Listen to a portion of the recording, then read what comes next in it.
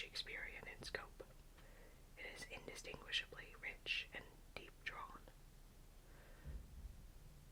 Characters that strut and fret their hour upon the stage. Piglet is fearful, but game. Tigger is boundlessly energetic. Eeyore is gloomy. Kanga is nurturing as a mother to Roo. Rabbit is smart and fastidious. An owl is, well, owlish and professorial. Their every adventure is a meditation on friendship. Winnie the Pooh and his friends have inspired volumes of philosophy and academic studies, and Milne's own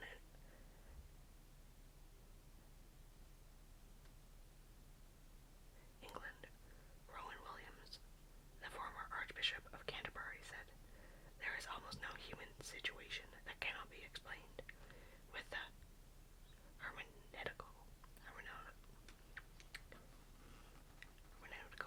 tools of Winnie the Pooh." Wow, we're really getting into language here. Pooh began life as a plush toy from the Harrods that the real-life Christopher Robin cherished as a child. And from a very early age, the character of Pooh spawned plush toys of his own. An agent and producer named Stephen Schlesinger acquired rights from Milne in 1930 and ushered in the bear's Garden of Eden Fall from Innocence monument. Winnie the Pooh gazed upon his own nakedness covered up with a red shirt. The decision would prove key in Pooh's future, and it helped Schlesinger, before he died in 1953, set into motion a merchandising empire that continues today. By 1961, Schlesinger's widow had struck a deal with the Walt Disney Company, which relieved the bear of his two hyphens, transforming Winnie the Pooh into the animated film star and merchandising behemoth Winnie the Pooh. The honeypot begat a moneypot. Pooh has starred in so many movies, animated and live action, that he's one of the very few fictional characters to have a star on the Hollywood Walk of Fame. Variety reported in 2023 that Winnie the Pooh remains second only to Mickey Mouse among Disney's best-selling characters. Frankly, the explosion of books makes me sick, Christopher Robin Milne told a London newspaper on the occasion of the player's 50th birthday in 1976. It's nothing to do with any of the Milnes, it's a character. To me, Pooh is a toy I had as a child. When he first appeared in print, the books were true to my idea of him, and that was fine. But he has now gone well beyond that and become a cult. Interesting. At the same time, the adult son ridiculed the intensive analysis and scrutiny of Winnie the Pooh, and seemed to resent why his father wrote the books in the first place. When I was 3, my father was 3. When I was 6, he was 6. He needed me to escape being 50. The younger Milne wrote at the end of his 1974 autobiography, The Enchanted Places. Christopher Robin Milne died before the opening of the Pooh-seum, a collection of Milne artifacts in a tea room and gift shop on the edge of the Ashdown Forest, A.A. Milne's model for the 100-acre wood. But perhaps he would have appreciated how the museum and Pooh and his friends continue to resonate with readers. There is a world. Pooh Sticks Championship, in homage to the game played in the storybooks. A Wisconsin woman was certified by the Guinness Book of World Records in 2023 for having the planet's largest collection of Winnie the Pooh memorabilia, nearly 24,000 items, and all of it began with a single Pooh plush toy she had as a child. The House at Pooh Corner was the first book Kenny Loggins ever read as a young boy. By the time he was an aspiring songwriter about to graduate from high school, he moved anew by the book's final chapter, in which Christopher Robin is growing up and moving on. The song Loggins wrote as a 17-year-old, House at Pooh Corner, was about longing to return to childhood innocence and simplicity. Count all the bees in the hive, chase all the clouds in the sky, back to the days of Christopher Robin and Pooh. These characters belong to the world now, and not merely because the copyright reverted to a public domain in 2022. There is a street named for Pooh, Buzia Wachata, in Warsaw, Poland.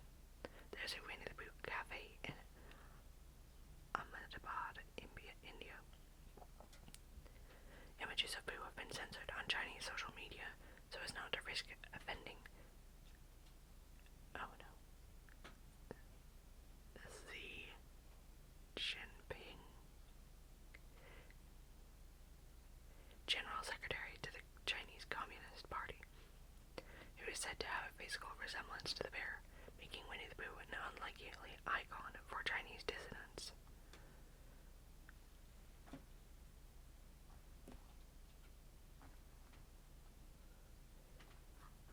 Pooh is beyond race, class, and politics. As a child, the future Queen of England, born in 1926, the year Winnie the Pooh was published, loved the stories. Nearly a century later, Elizabeth's grandson, Prince Harry, bought a first edition of Winnie the Pooh for his nephew, Prince Louis, as a christening gift.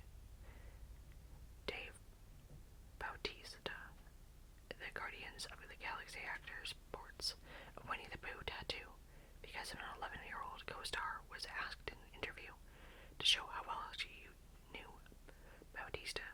The question, did or didn't he have a Winnie the Pooh tattoo? The girl said he would because he was such a nice man. Touched, Bautista went and got it inked on his calf, aspiring to be the kind of person, warm, friendly, decent, who would be tatted with a honey-loving bear. It should come as no surprise, then, that among the millions of creatures who love Winnie the Pooh is Winnie the Pooh himself. "Oh, bear," said Christopher Robin, "how I love you." "So do I," said Pooh.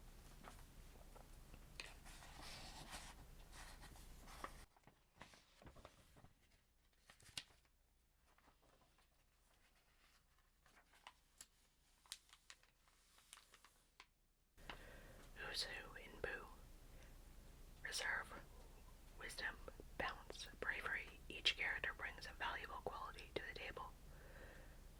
By Courtney Mifsud and Draglia.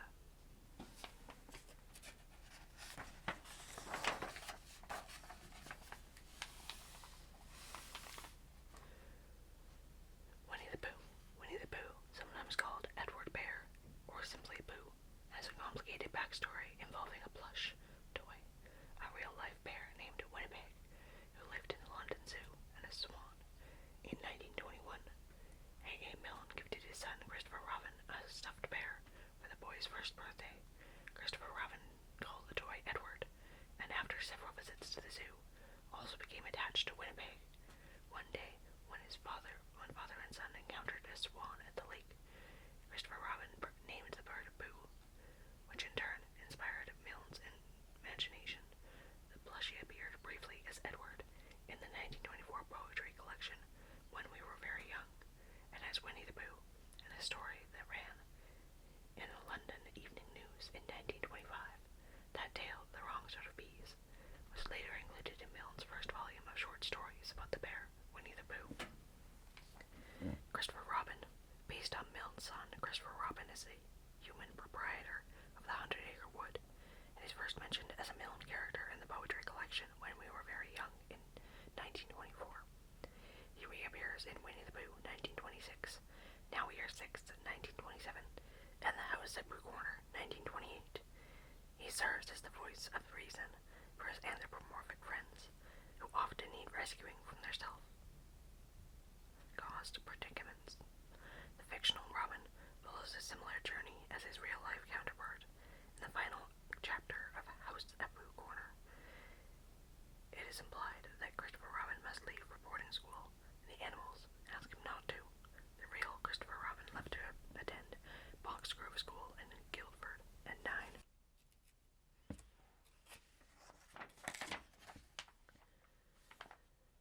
Piglet.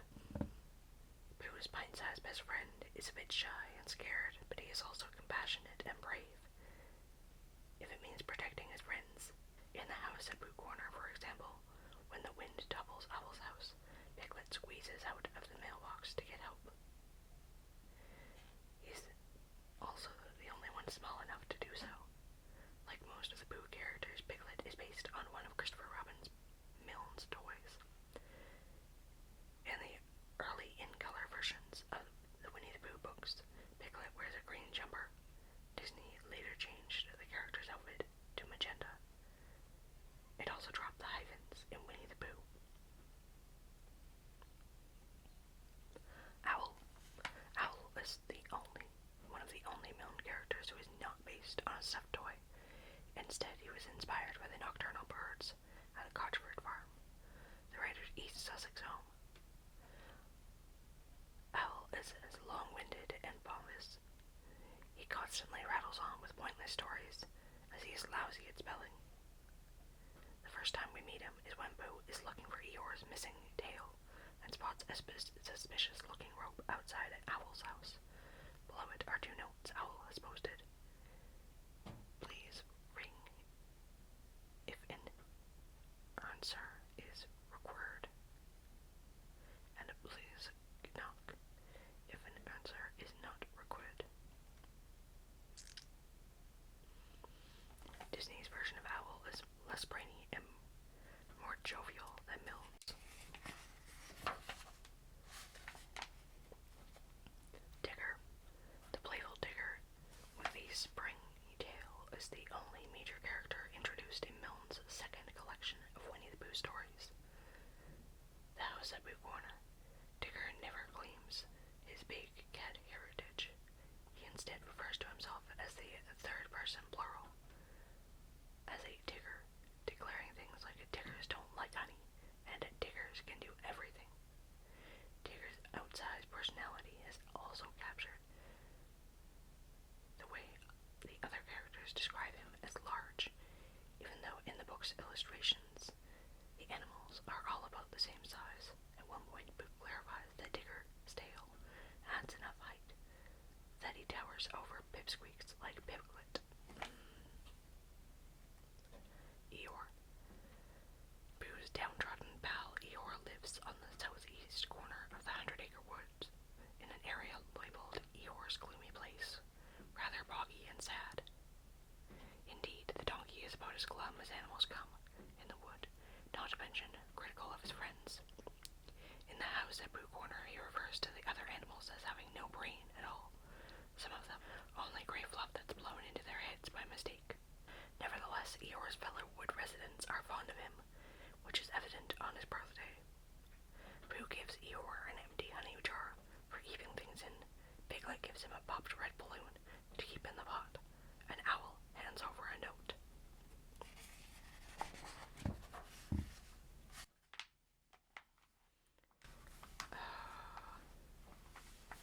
The centerfold kind of wrecks the effect here, I feel like, which is sad. A centerfold kind of wrecks the effect here, but we have Rabbit.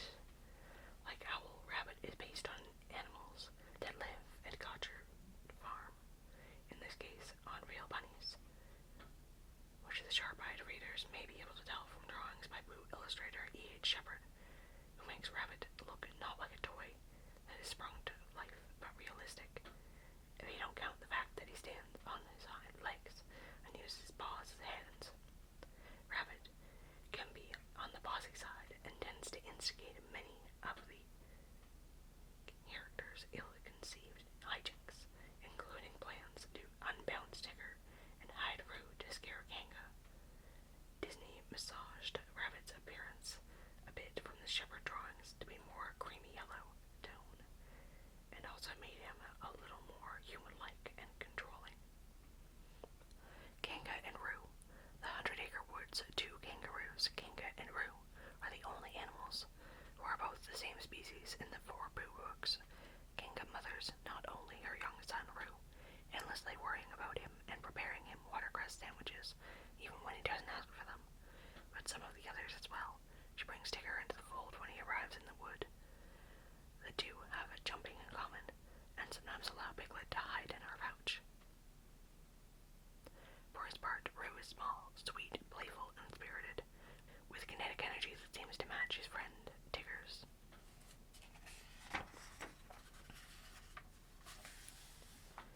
And here's a cool one. Chapter 1, Winnie the Pooh, in the beginning. The twisty, unlikely story of how a little boy's toy bear became one of the most famous characters in children's literature. This is really cool. Winnie the Pooh got his red shirt in 1932, the first plush toys. He inspired. Here, he's with Piglet, are now collectible memorabilia. This is neat. I always like this style of the plushes. I'm kind of on the lookout for them, like low-key. Wonder if anybody makes recreations of them that aren't hopelessly expensive.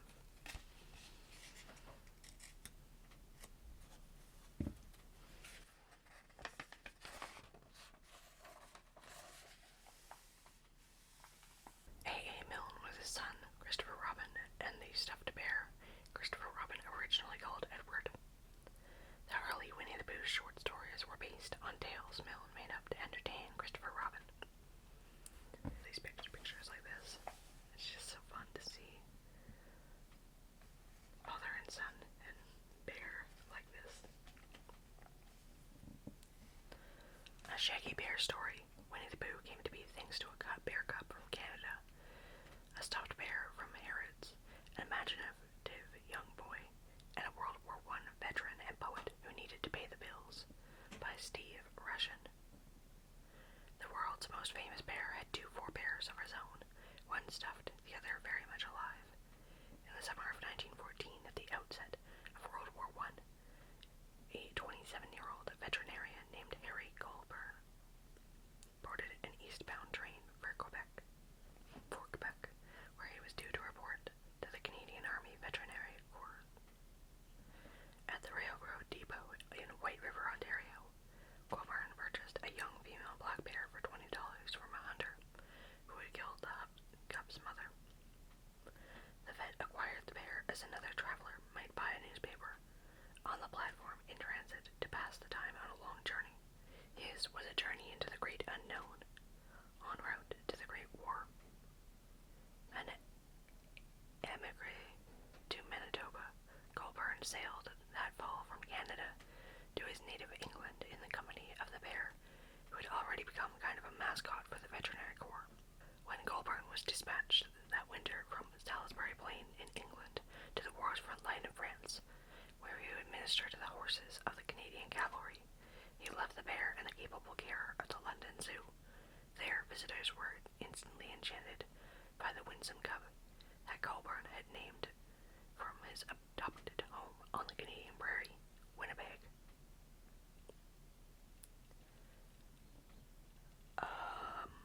Okay. I don't know how much Winnipeg is prairie, but sure.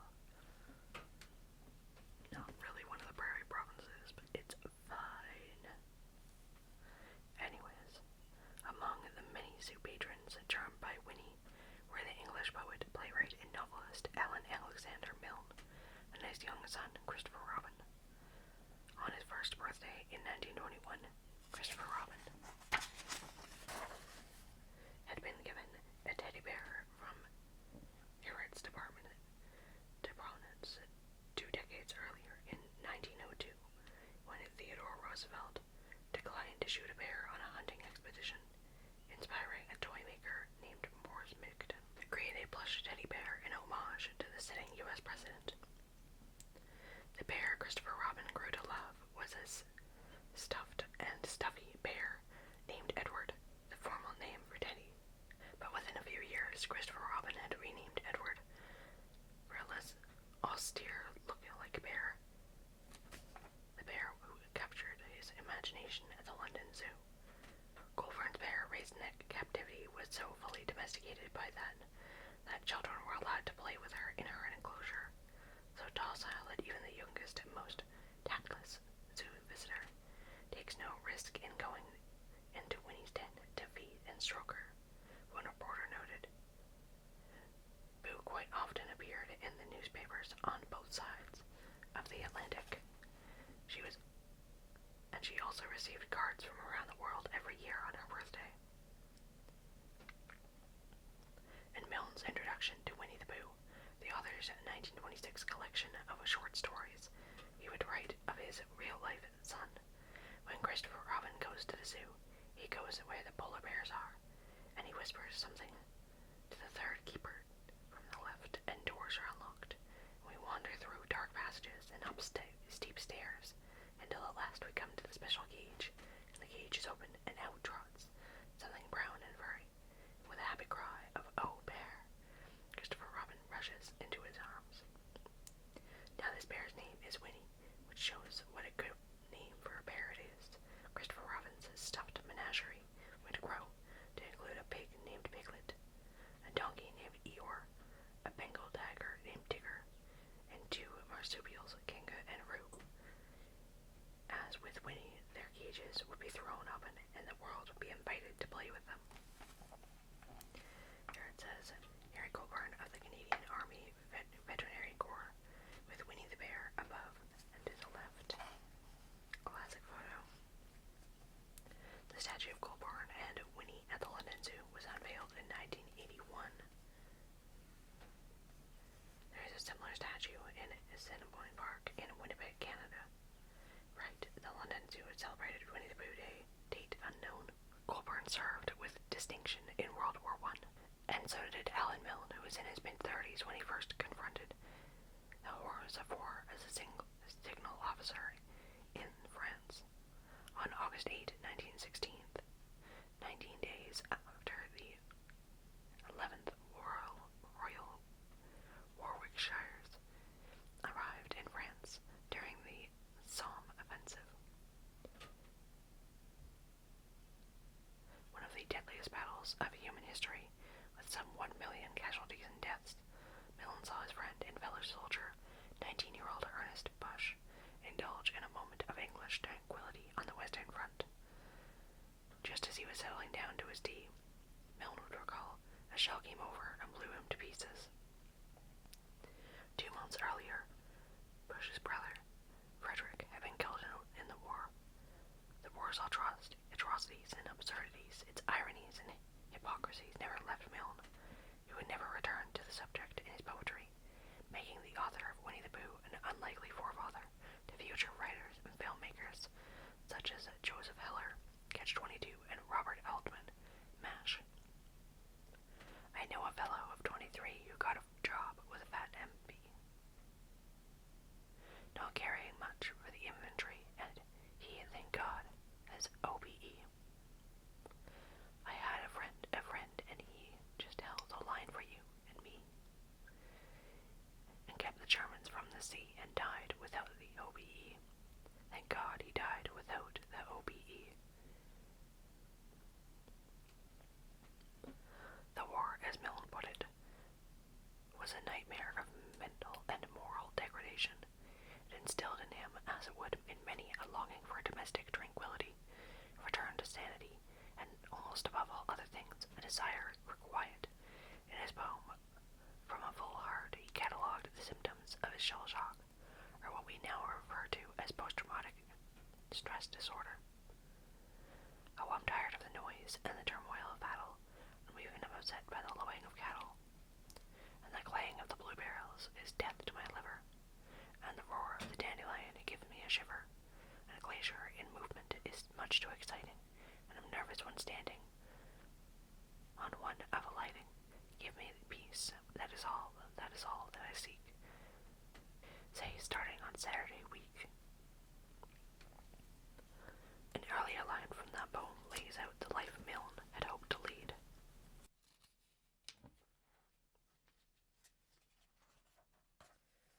From the war, ideally in some cozy corner to calm his nerves.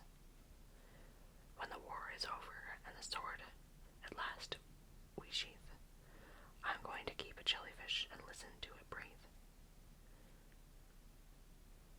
What he longed for was 100-acre wood, in the mind full of quiet glades, gentle creatures, and peaceful days filled with empty hours.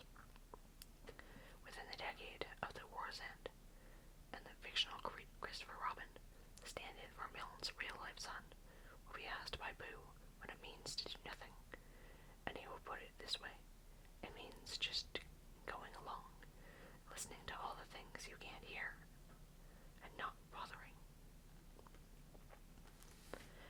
voice would have to exist on the page for Milne.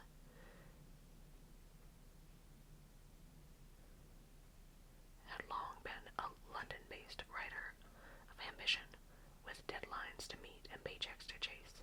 As a young contributor to the British humor magazine Punch, Milne set out to write pieces with a smile in every paragraph and a laugh in every inch. He was, he noted, paid by the inch. In this spirit, Milne began writing children's verse on a rainy summer holiday in Wales and published the resulting poems in a collection called When We Were Very Young, with illustrations by his fellow Punch contributor, Ernest Howard E.H. Shepard, whose work he had previously disdained as hopeless. Alan, as Milne was known, dedicated the book to his 4-year-old son, to Christopher Robin Milne, or as he prefers to call himself, Billy Moon. The poems in that first collection featured black bears in open-door enclosures, a boy who looked very much like Christopher Robin, and a Mr. Edward Teddy Bear, whose depiction by Shepard and description by Milne very much resembled, not quite yet born, Winnie the Pooh. The reader who listened closely could hear Pooh's every heartbeat in every verse. A bear, however hard he tries, grows stubby without exercise. Our bear is short and fat, which is not to be wondered at. But do you think it worries him to know that he is far from slim? No, just the other way about. He's proud of being short and stout. An instant bestseller, When We Were Very Young, made Christopher Robin famous without his consent. Before he was 5 years old, it was exciting, he recalled, in middle age. It made me feel grand and important. That first blush of fame came in 1924, the same year Milne bought a 16th-century farmhouse in East Sussex. He began spending weekends there with his wife of 11 years, the former Dorothy Sellencourt, who went by Daphne, young Christopher Robin, and the boy's nanny, Olive Rand, who would appear as Alice in Milne's stories. Their changing guard at Buckingham Palace, Christopher Robin went down with Alice. The dilapidated country estate that Milne bought, called Gotchford Farm, was on the edge of Ashdown Forest with its expanse of dense beech trees, and so the family began to explore this peaceful thicket, which became known to readers as the 100-Acre Wood. Like other literary cradles, Gotchford Farm, the birthplace and setting of so many Pooh stories, was more peaceful on the page than in reality. Its characters would not quite live happily ever after. Indeed, a future owner, the Rolling Stones guitarist Brian Jones, went down in the swimming pool at Gotchford Farm in the summer of 1969, but for a time it was a happy idol of honeybees and heffalumps, a place where a boy and his father could run free creatively and physically. Milne's fictional bear first appeared as Winnie the Pooh in a story, The Wrong Sort of Bees, published in the London Evening News on Christmas Eve, 1925. Pooh was a nickname Christopher Robin had given to a swan he once encountered on holiday, and appended as a kind of surname to his own stuffed Edward turned Winnie the Bear. One day, the boy said, at once without stopping to think, that he was Winnie the Pooh. Milne wrote, Milne had invited Shepard to the Gotchford Farm to see the 100-Acre Wood for himself, and the artist's resulting illustrations of the landscape and of Christopher Robin were unmistakably drawn from life, and the boy's head a blonde bob, to his feet Wellington boots or red trainers or black Mary Janes. And so the youngest and its animals came to life in Winnie the Pooh, which was published in October 1926 and became an instant phenomenon, selling 150,000 copies by the end of the year in the United States alone, where extracts ran in newspapers and children's theater groups staged dramatizations. Christopher Robin with Winnie the Pooh, circa 1925, above left. Here, another classic photo. The year a London newspaper published the first Pooh story, The Wrong Sort of Bees, Harrods department store, which sold the teddy bear, became the Winnie the Pooh. Later sold actual Winnie the Pooh toys above. The scathing wit Dorothy Parker, founding member of Algonquin Round Table, famously eviscerated Winnie the Pooh in the pages of the New Yorker, see page 35. The children loved the book, and crucially for pre-literate toddlers, so did their parents. A Scottish reviewer describes the experience of reading Winnie the Pooh to a child.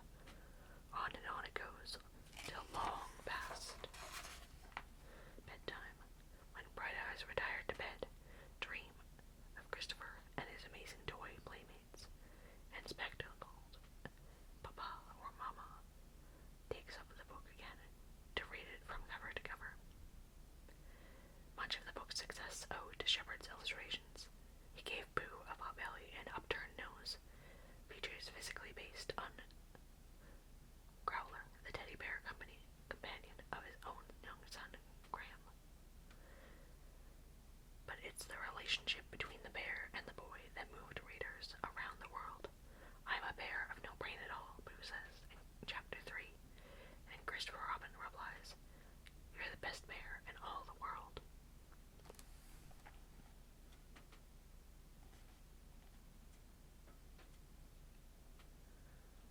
And we're going to pause from this for a moment to go and take a look at some of these pictures. The original Winnie the Pooh manuscript up at top.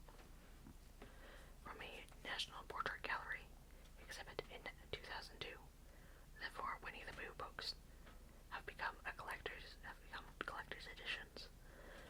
Opposite top, Milne dedicated a first American edition of Winnie the Pooh to his illustrator E.H. Shepard. Right, Christopher Robin and his toy from the final chapter of Winnie the Pooh.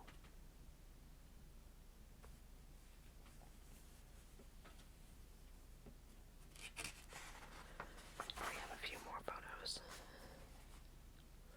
Clockwise from right.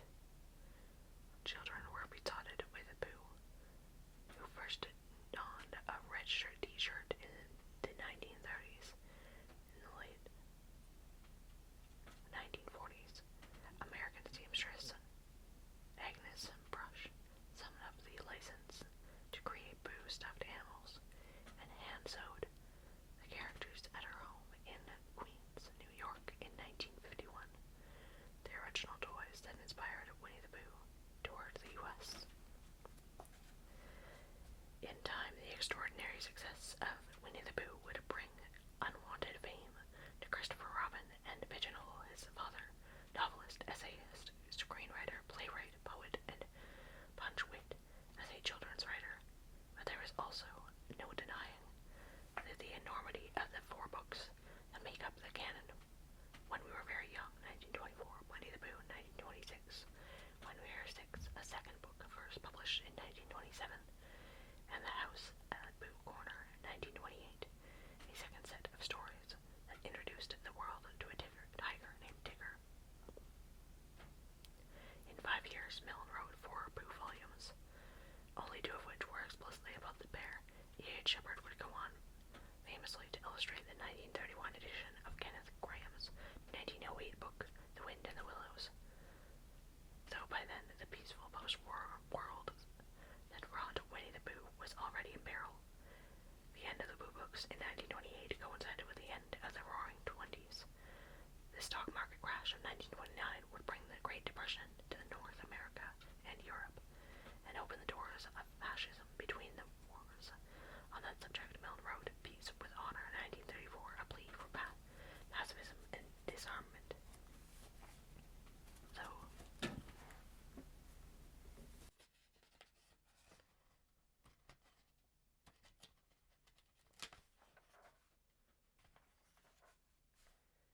he also struggled with his conscience. Of Hitler's henchmen, Joseph Goebbels and Hermann Göring, he asked, "How can we hold an argument with men like these? What hope is there in talking peace to the servants of Hitlerism?"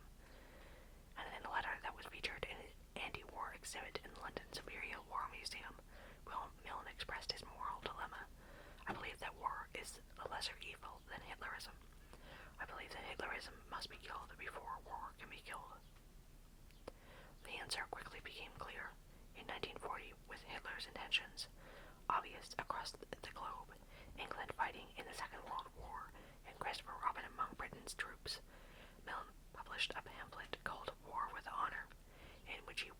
some of his pacifist views.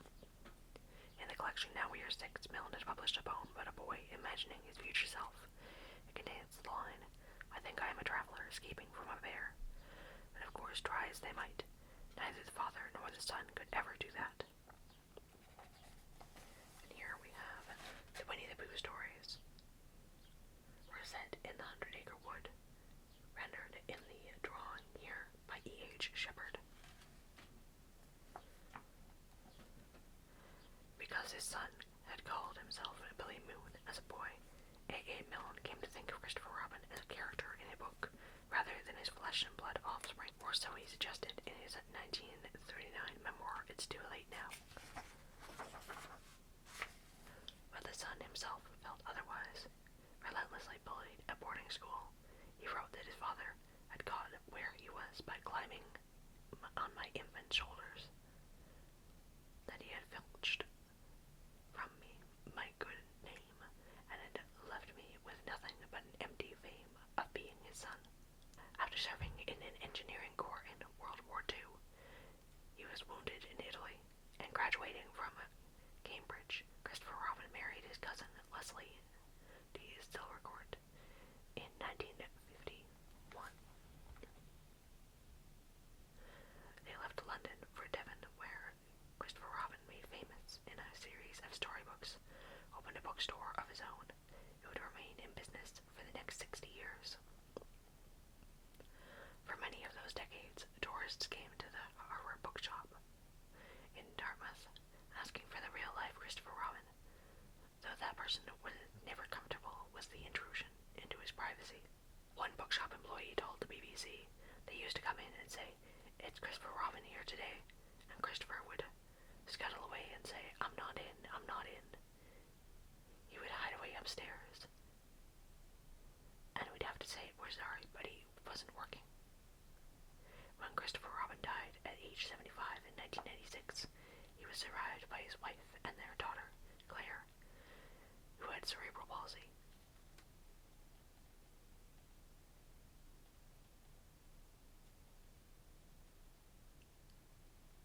Leslie went on to devote her time and resources to Claire Milne, trust supporting other people with disabilities. He was also survived by the 100-Acre Wood of Ashdown Forest, which he helped to preserve through an environmental charity, and of course versions of him live on the page and on the screen, on t-shirts sold at Macy's, as plush toys sold at Disneyland, in Hollywood biopics of A.A. Milne, Goodbye Christopher Robin, and his son, who was freighted with fame, Christopher Robin. The original menagerie of childhood stuffed toy animals endured as well. Pooh, Eeyore, Piglet, Kanga, and Tigger are now in the care of New York's Public Library, where visitors to the children's library fog the glass case to get a closer view. The sixth member of Christopher Robin's plush toy family, Roo, was lost in an apple orchard a century ago. At the London Zoo and at the Assiniboine Park Zoo in Winnipeg, there are identical statues of Winnipeg the bear, holding the hands of Colburn. Winnipeg the bear lived at the London Zoo until her death in 1934, at which time she was memorialized as affectionate and slightly mischievous. In those many obituaries, Winnipeg was scarcely distinguishable from Winnie, tame and friendly, had a number of engaging tricks, noted in New Zealand newspaper columnist, in a dispatch from London. When her keeper unfastened the lock of her cage, she always undid the door herself, and walked out to greet their guests. If they retreated in alarm, she proceeded to trot after them, as though enjoying their discomfiture. Here it says Milne with Christopher Robin, top, who grew to resent the attention he got from the Pooh books. And then above here, Christopher Robin with his mother Daphne. The two were estranged, especially in the last years of her life. And to the right, Milne stopped writing Winnie the Pooh books or stories, in part, he said, because he worried that they negatively impacted his son. Which is, honestly, just really sad.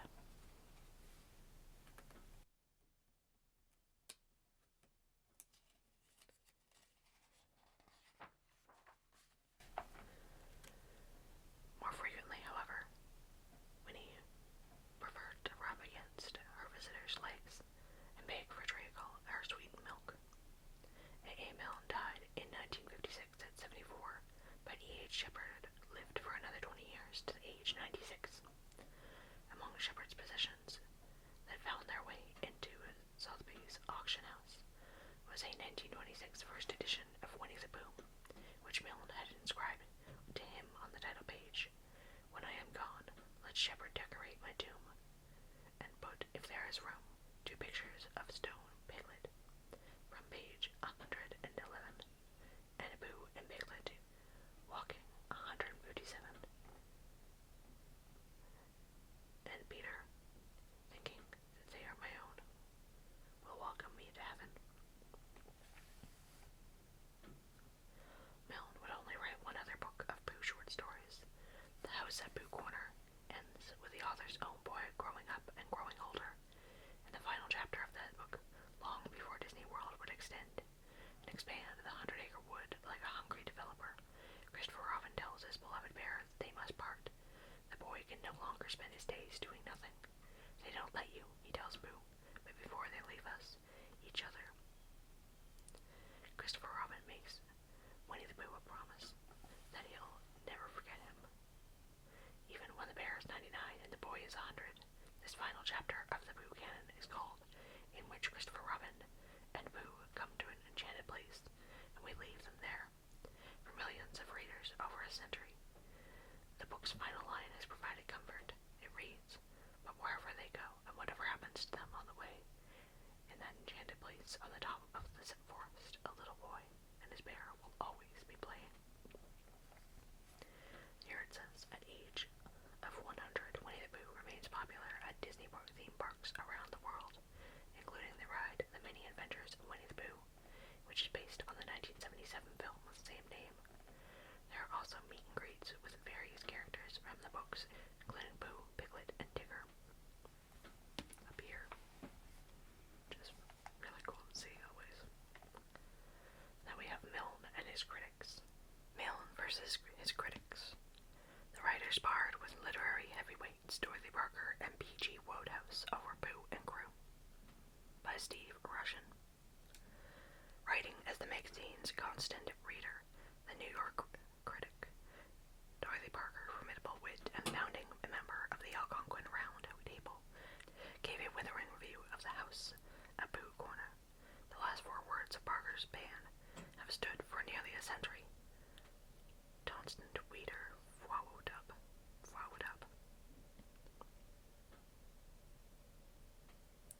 A. Milne waited 11 years to reply to Parker in the form of his 1939 memoir, aptly titled "It's Too Late Now." He likened Parker's disappointment in his book of juvenile fiction to a farmer milking a dairy cow and expecting gin. Milne wrote, "No writer of children's book says gaily to his publisher, 'Don't bother about the children. Mrs. Parker will love it.'" It wouldn't be Milne's only professional feud, though the other had little to do with the criticism of his prose. As literary lions in Great Britain, Milne and comic novelist P.J. Wodehouse were good friends and light professional rivals, both with enormous international readerships. Wodehouse's Jeeves and Wooster were beloved as Milne's Pooh and Christopher Robin. Wodehouse was living in France when the Germans invaded during World War II. He was interred for more than a year at a posh hotel in Berlin, and at the Nazis' request he agreed to host a series of radio broadcasts devoted to Schindel Fun and his own captivity. Wodehouse remained at the hotel until 1943 and was later moved to occupied Paris, where he stayed until the city was liberated in 1944. Milne was among the Britons who were incensed at what they took to be Wodehouse's peddling of German propaganda. Irresponsibility in what the papers called a licensed humorist can be carried too far. Milne wrote to the Daily Telegraph in 1941, "Wodehouse has been given a good deal of license in the past, but I fancy now that his license will be withdrawn. Before that happens, I beg him to surrender it of his own free will, to realize that though a genius may grant himself an enviable position above the battle where civic and social responsibilities are concerned, there are times when a man has come down into the arena, pledged himself to the cause in which he believes, and suffer for it." Wodehouse replied in a novel, The Mating Season, in which Wooster is asked to receive the nauseous production of a Christopher Robin poem. Wodehouse also published a short story, Rodney has a relapse, in which the titular writer is a clear stand-in for Milne. Rodney, the reader learns, was up in the nursery bending over his son Timothy's cot, gathering material for a poem about the unfortunate urchin. The boy's full name, Timothy Bobbin. Here we see Dorothy Parker and P.G. Wodehouse.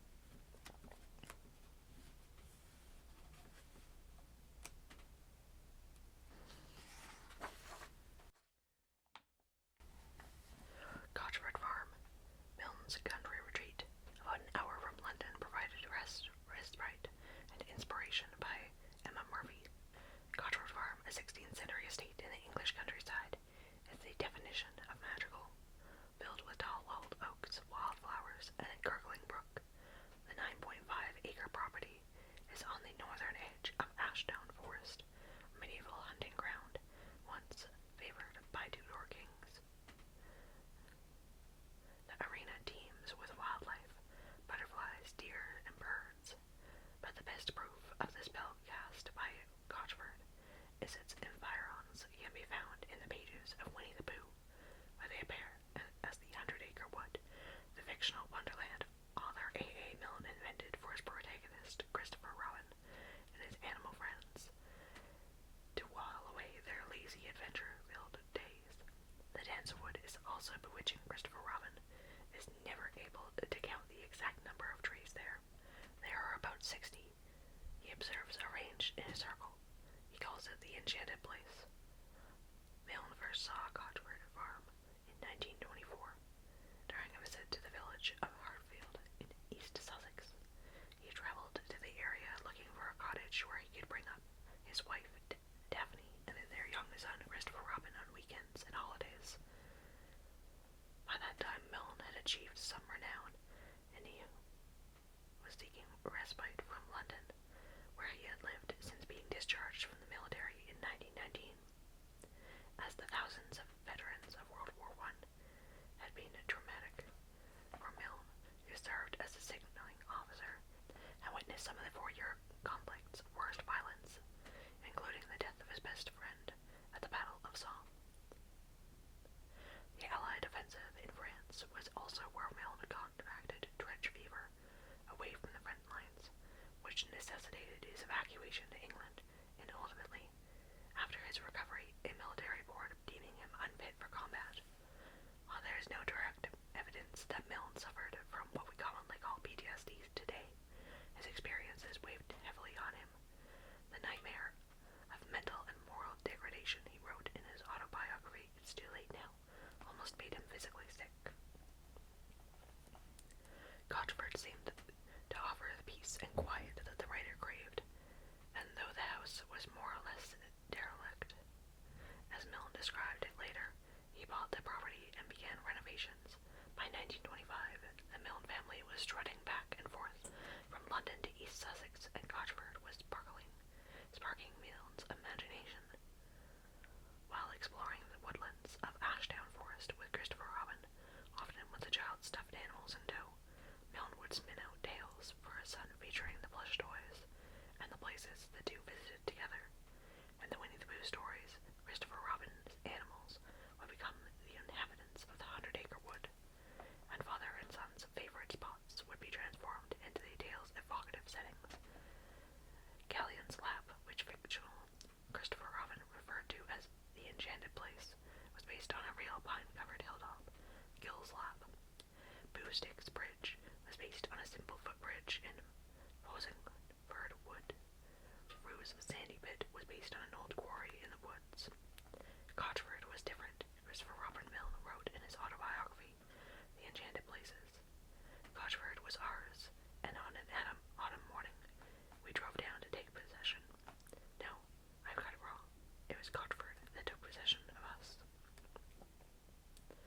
In time, the young Milne came to resent his father, and even accused him of exploiting his childhood for personal gain. At the boarding school which Christopher Robin started in 1930,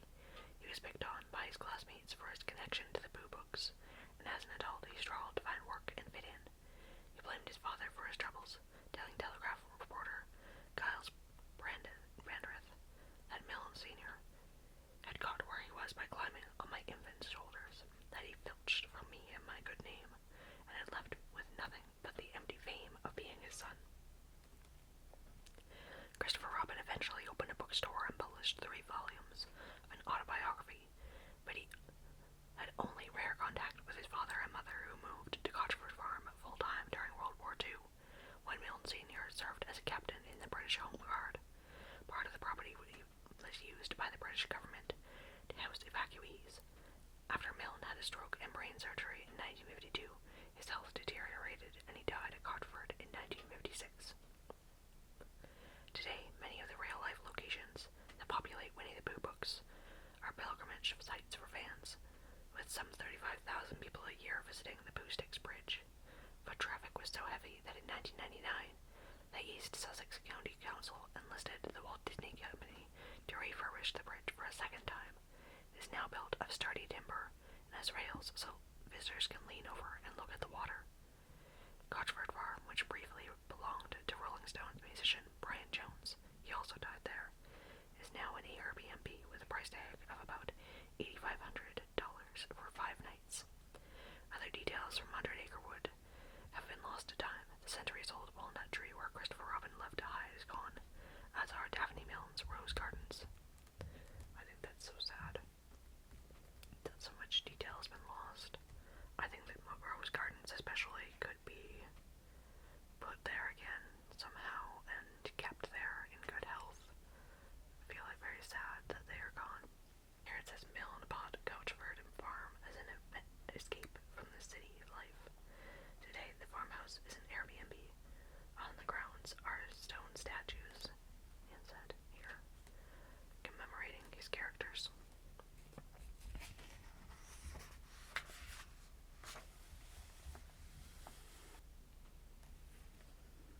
Drawing Pooh, E.H. Shepard helped A.A. Milne bring Winnie the Pooh and Friends to life with his delightful illustrations by Courtney Mifsud and Dranglia. Before we dive in, we've got E.H. Shepard here. In 1976, was a prolific painter before he turned to illustration.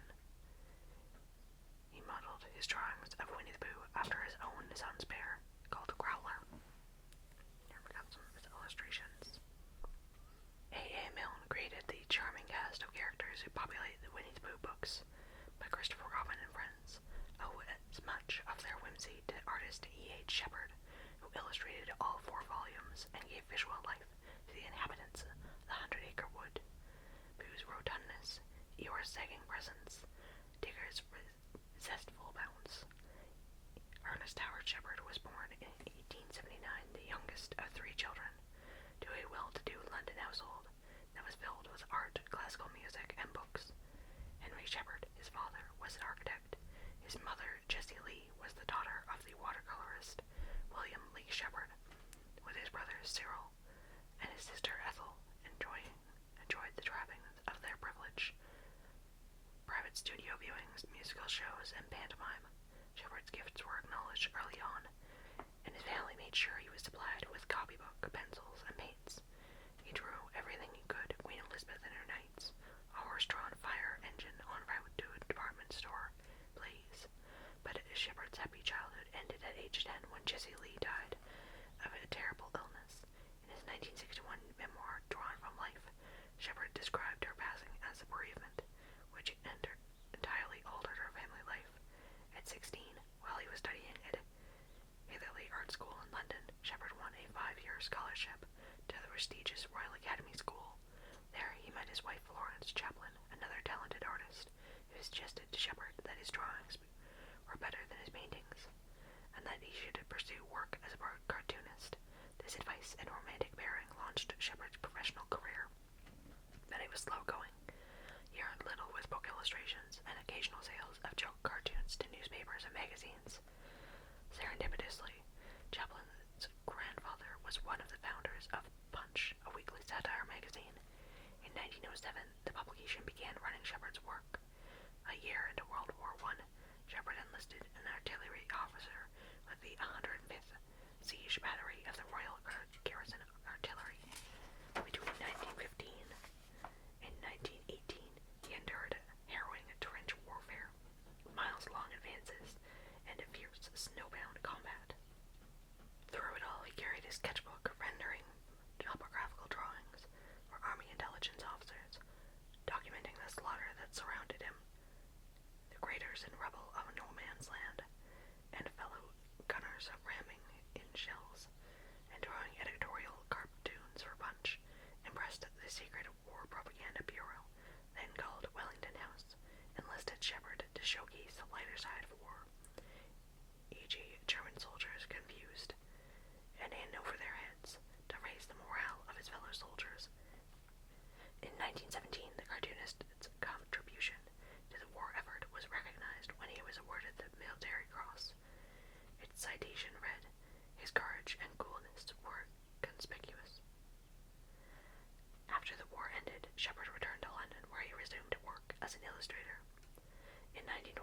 Punch's editor, Owen Seaman, invited Shepard to join the magazine's legendary table, where the staff ate decadent lunches, drank wine, smoked cigars, and pitched ideas.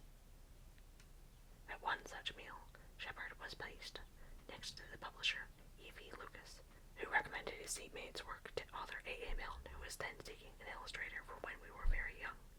Shepard got the job and created whimsical black and white sketches to accompany Milne's verses.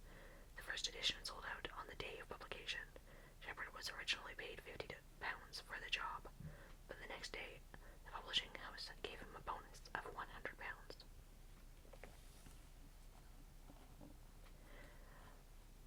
After the successful partnership, Shepard illustrated 3 more of Milne's works: Winnie the Pooh, Now We Are 6, and The House at Boo Corner. Milne was so pleased with the illustrator's contributions that he dedicated a poem to him in the first American edition of When We Were Very Young, writing, "When I am gone, let Shepard decorate my tomb." The Winnie the Pooh books launched Shepard's career in children's literature, and he went on to illustrate classics including Kenneth Graham's The Wind in the Willows, 1931, another favorite of mine, The Adventures of a Group of Animal Friends, and the new edition of Francis Hodgson's Burnett's The Secret Garden, about a spoiled young English girl, with drawings that captured the story's emotional depth. Shepard continued contributing to Punch until 1953, when Malcolm Muggeridge became editor, and in an effort to give the magazine a fresh look, sacked Shepard as the lead cartoonist. In 1957, Shepard published an autobiography drawn from memory, focusing on the formative 8th year of his life. After it sold 10,000 copies, the illustrator penned Drawn from Life, 1961, which expanded more on his life and artistic endeavors. That year, he also illustrated a new edition of Hans Christian Andersen's Fairy Tales, which was originally published in 1911, adding his signature emotive character sketches to the cover. In the last years of his life, Shepard remarked that the popular interest in Pooh, that silly old bear, had overshadowed his other work. Around his 90th birthday, the illustrator worked on a new edition of The Wind in the Willows, using watercolors instead of the original black and white. In 1972, Shepard gave his personal collection of papers and illustrations to the University of Surrey, and they now form the E.H. Shepard Archive. On March 24th, 1976, he died at the age of 96 in Midhurst in Sussex. Since his death, his work has been offered at auction many times, with prices ranging from $5 to more than $500,000. Shepard in 1969. In addition to the Pooh books, he illustrated the classics such as Wind in the Willows and The Secret Garden. And then we have above Shepard's original 1926 sketch of the 100-Acre Woods is littered with intentional misspellings, such as Nice for Picnics and 100-Acre Wood. It is signed Drawn by me, and Mr. Shepard helped.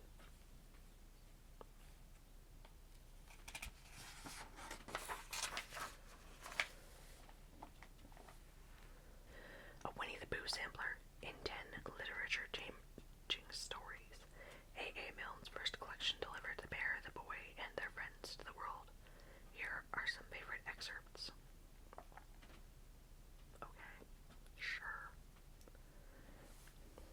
Chapter 1, in which we are introduced to Winnie the Pooh and some bees, and the stories began. Once upon a time, a very long time ago now, about last Friday, Winnie the Pooh lived in a forest all by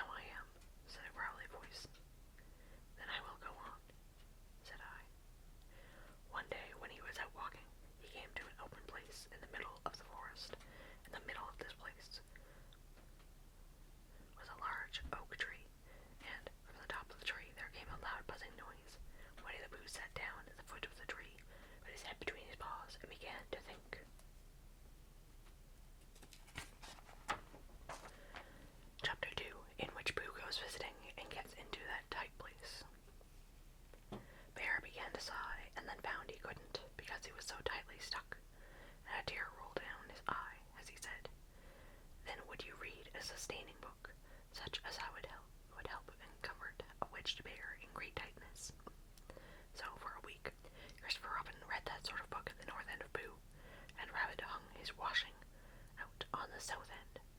And in between, the bear felt himself getting slenderer and slenderer. And at the end of the week, Christopher Robin said, "Now!" So he took a hold of Pooh's front paws, and Rabbit took hold of Christopher Robin, and all of Rabbit friends and relations took hold of Rabbit, and they all pulled together. And for a long time, Pooh only said, "Ow!"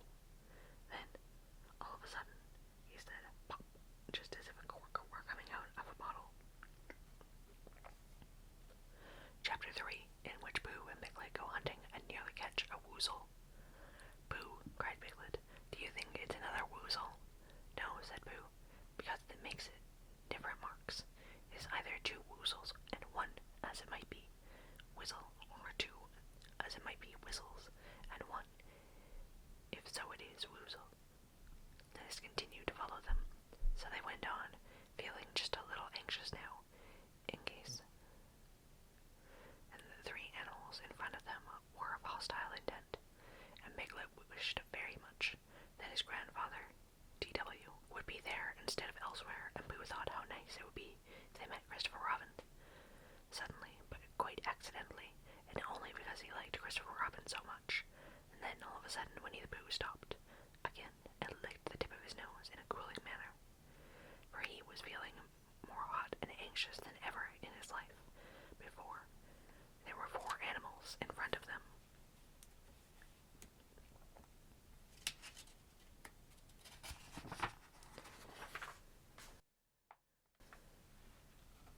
Chapter 4, in which Eeyore loses a tail and Pooh finds one.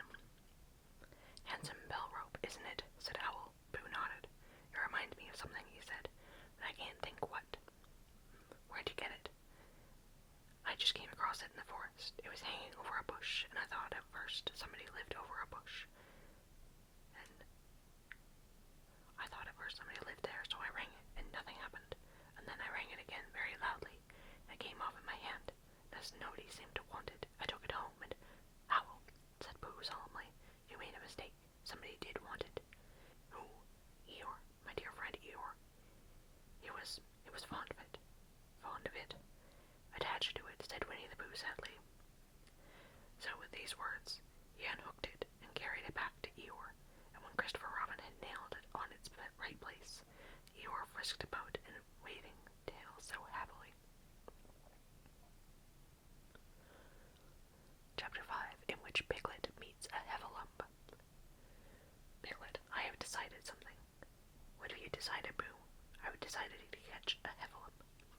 Pooh nodded his head several times as he said this, and waited for Piglet to say, how, or Pooh, you couldn't, or something helpful of that sort, but Piglet said nothing. The fact was, Piglet was wishing that he had thought about it first. I shall do it, said Pooh, after waiting a little longer, by means of a trap, and it must be a cunning trap, so you will have to help me, Piglet. Pooh, said Piglet, feeling quite happy again now. I will. Then he said, how will we do it? And Pooh said, that's just it. How? And they sat down together to think it out.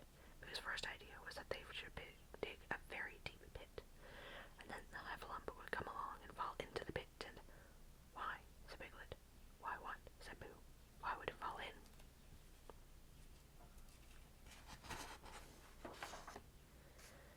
Chapter 6, in which Eeyore has a birthday and gets 2 presents.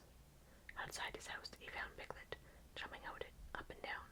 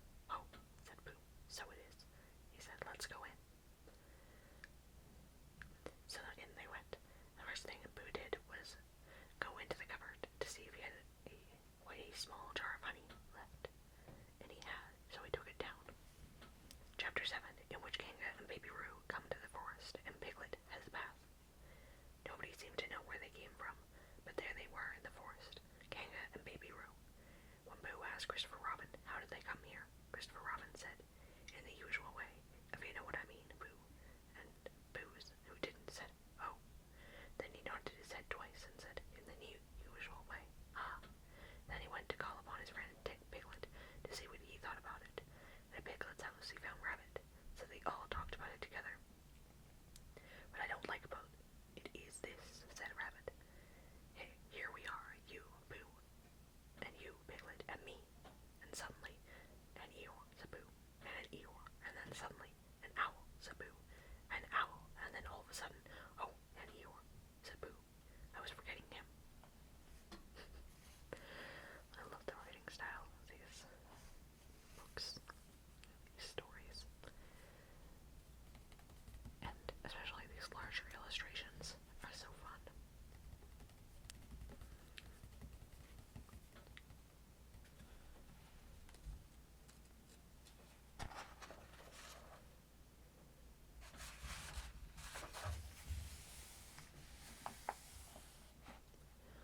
Chapter 8, in which Christopher Robin leads Expedition to the North Pole. Christopher Robin was sitting outside his door, putting on his big boots. As soon as he saw the big boots, Boo knew that an adventure was going to happen, and he brushed the honey off his nose with the back of his paw and spruced himself up as well as he could, so as to look ready for anything. Good morning, Christopher Robin, he called out. Hello, Boo Bear. I can't get this boot on. That's bad, said Boo. Do you think you could very kindly lean against me? 'Cause I keep pulling so hard that I'll fall over backwards. Boo sat down, dug his feet into the ground, and pushed hard against Christopher Robin's back. And Christopher Robin pushed harder against his, and pulled on his boot, until he got it on. And that's that, said Boo. What do we do next? We are all going on an expedition, said Christopher Robin, as he got up and brushed himself off. Thank you, Boo. Yep, I love this one especially. North Pole discovered by Boo. Boo found it. Chapter 9, in which Piglet is entirely surrounded by water. Classic story. It rained, and it rained, and it rained, Piglet told himself, that never in all his life, and he was goodness knows how old, 3, was it, or 4, never had he seen so much rain, days and days and days. If only, he thought, as he looked out of the window, I had been in Boo's house, or Christopher Robin's house, or Rabbit's house when it began to rain, then I should have had company all this time, instead of being here all alone, with nothing to do except wonder when it will stop. And he imagined himself with Boo saying, Did you ever see such rain, Boo? And Boo saying, Isn't it awful, Piglet? And Piglet saying, I wonder how it is over Christopher Robin's way. And Boo saying, I should think poor old Rabbit is about flooded out by this time. It would have been jolly to talk like this, and really it wasn't much good having anything exciting like floods if you couldn't share them with somebody.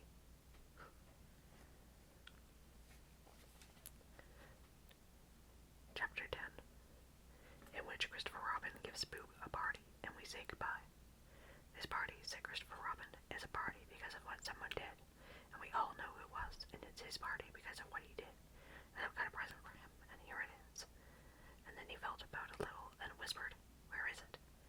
While he was looking, Eeyore coughed in an impressive way, and began to speak. Friends, he said, including Oddmans, it is a great pleasure, or perhaps I had better say, it has been a pleasure to see you at my party. What I did was nothing. Any of you, except Rabbit and Owl and Kanga, would have done the same. Oh, and Boo, my remarks do not, of course, apply to Piglet and Roo, because they are too small. Any of you would have done the same, but it just happened to be me, who is not, I need hardly say, with an idea of getting what Christopher Robin is looking for now. And he put his front leg in his mouth and said in a loud whisper, Try under the table.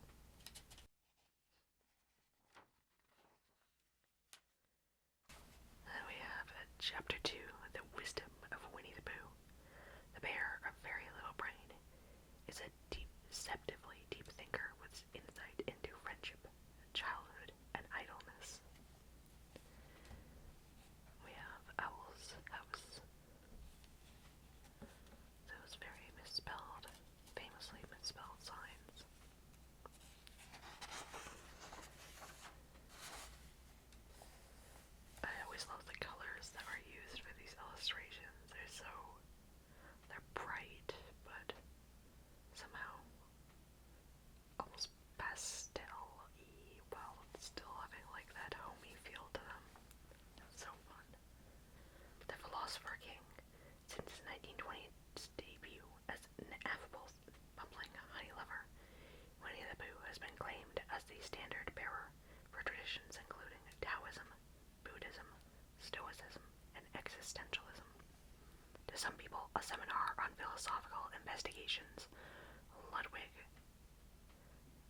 Wittgenstein's influential treatise on language might sound snoozy, but though not apparently, to certain Yaleys in the 1990s.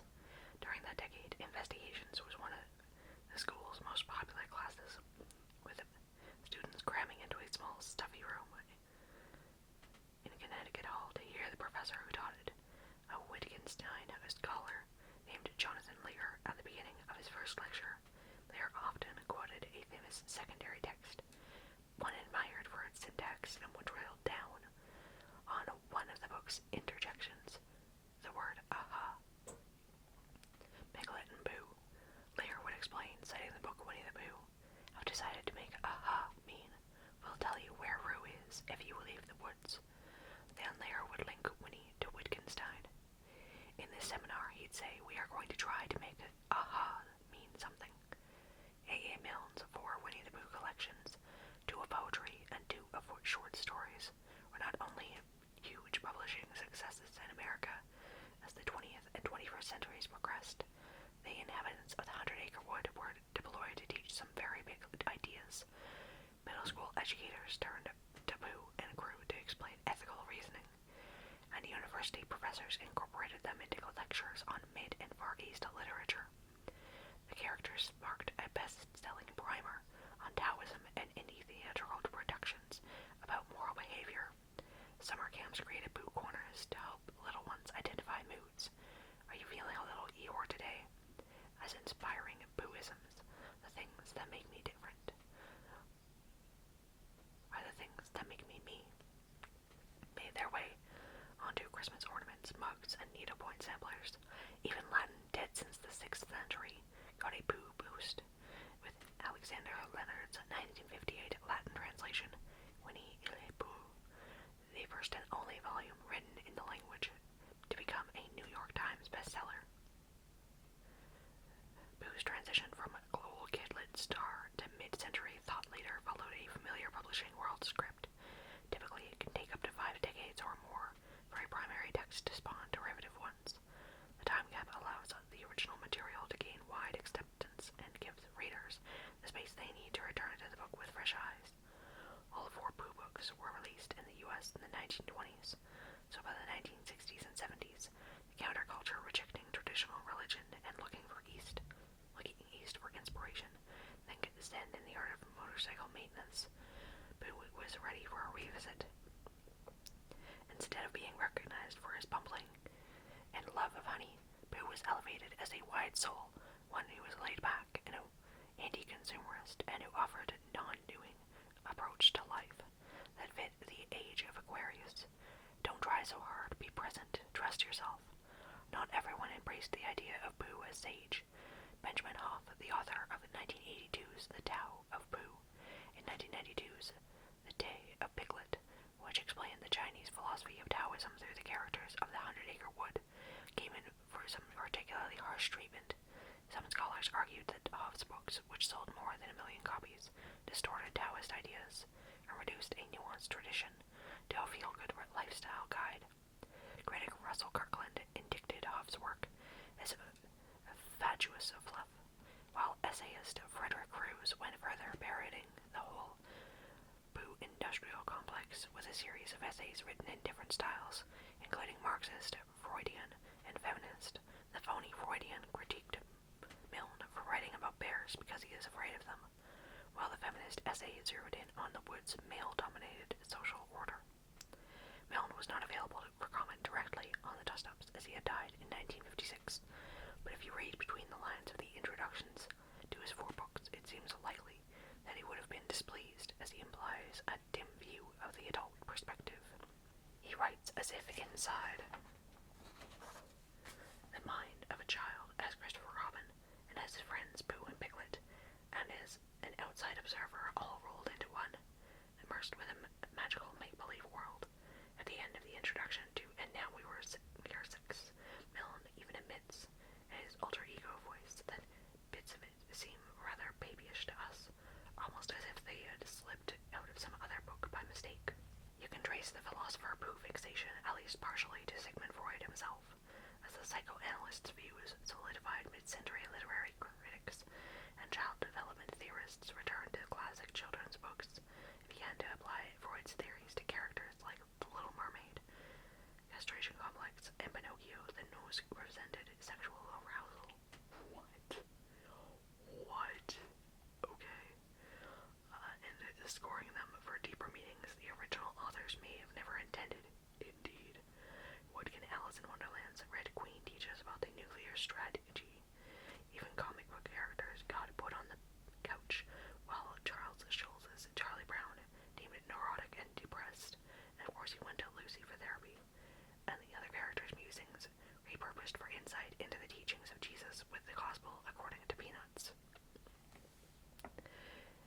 much the same for the inhabitants of the 100-Acre Wood, except for the volume of traditions they were linked to beyond the Freudian interpretations.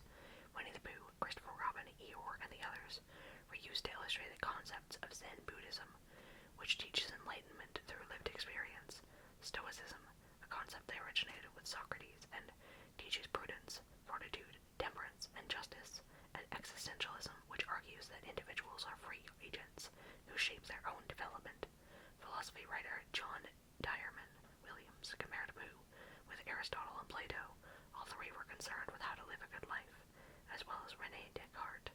I think therefore I am is a Pooh-Descartes mind meld, if there ever was one, to Albert Camus, who prioritized friendship. In his 1995 book Pooh and the Philosophers, Williams argued, somewhat humorously, that 3,000 years of Western philosophy had simply prepared the world for the greatness of Pooh.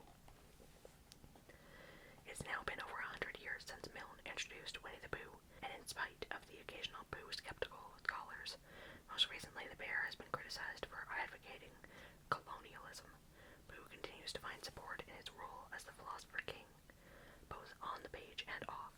There is reason for that. The stories may have superficial simplicity, but they have a universal appeal, as novelist Alison Laurie observed in her essay about Pooh in the 1991 book Don't Tell the Grown-Ups, why kids love the books they do. The 100-Acre Wood, Laurie writes, is a modern version of the archetypal legend, the story of a peaceful animal kingdom ruled by a single benevolent being. In the last chapter of The House at Pooh Corner, Christopher Robin takes Pooh up to the top of the forest and bids his friend and childhood goodbye, then concludes with the wistful lines that emphasize the enduring name of friendship. But wherever they go and whatever happens to them on the way, in that enchanted place on the top of the forest, a little boy and his bear will always be playing. What's more universal, more philosophical than that? Here we have, as Freud's theories caught on in the mid-20th century, Pinocchio, the truth-challenged puppet left, came in for a same sort of analysis later applied to Winnie the Pooh. First published in 1982, used the bear's non-doing approach to life as a way to introduce readers to Eastern philosophies. Yeah. It's kind of wild. But I kind of want to check it out. Just how strange it is. Do you think I should?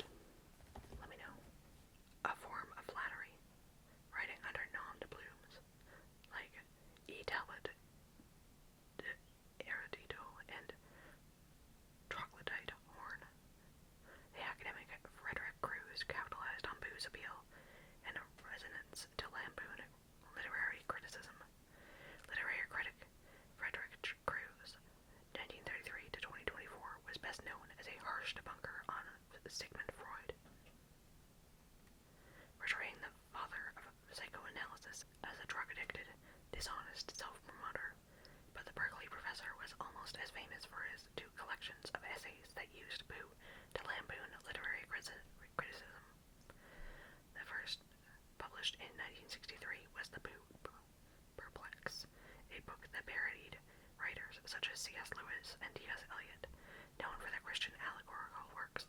Early Marxist critics like George Lucas and Terry Eagleton, and the social critic Leslie Fielder Cruz, writing the fictional Myron Masterson, describes himself reading When We Were Very Young to his fictional 12 children, who ridicule Milne's poetry. They make fun of the line about a swan. God, how did he let that one through? Asks one child, and suggests that other innocent-sounding lines are salacious, as the fictional Marxist Martin Temporalis Cruz dismissed A.A. Milne as a pacifist, who unconsciously incorporated proletarian symbolism into his stories. The Pooh Perplex was unexpected bestseller, a virtuoso performance, said Gerald Gardner in the New York Times, and established Cruz as a public intellectual and mocker of academic trends. His follow-up collection, Postmodern Pooh, was released in 2001 at the height of the culture wars in academia, and it followed the same model, spoofing literary styles such as deconstructionism, post-colonialism, and political correctness. Postmodern Pooh included 11 faux essays by a new crop of made-up writers, and Cruz' imitation of the jargon used by real-life critics was so pitch-perfect that some readers mistook his essays as very serious scholarship.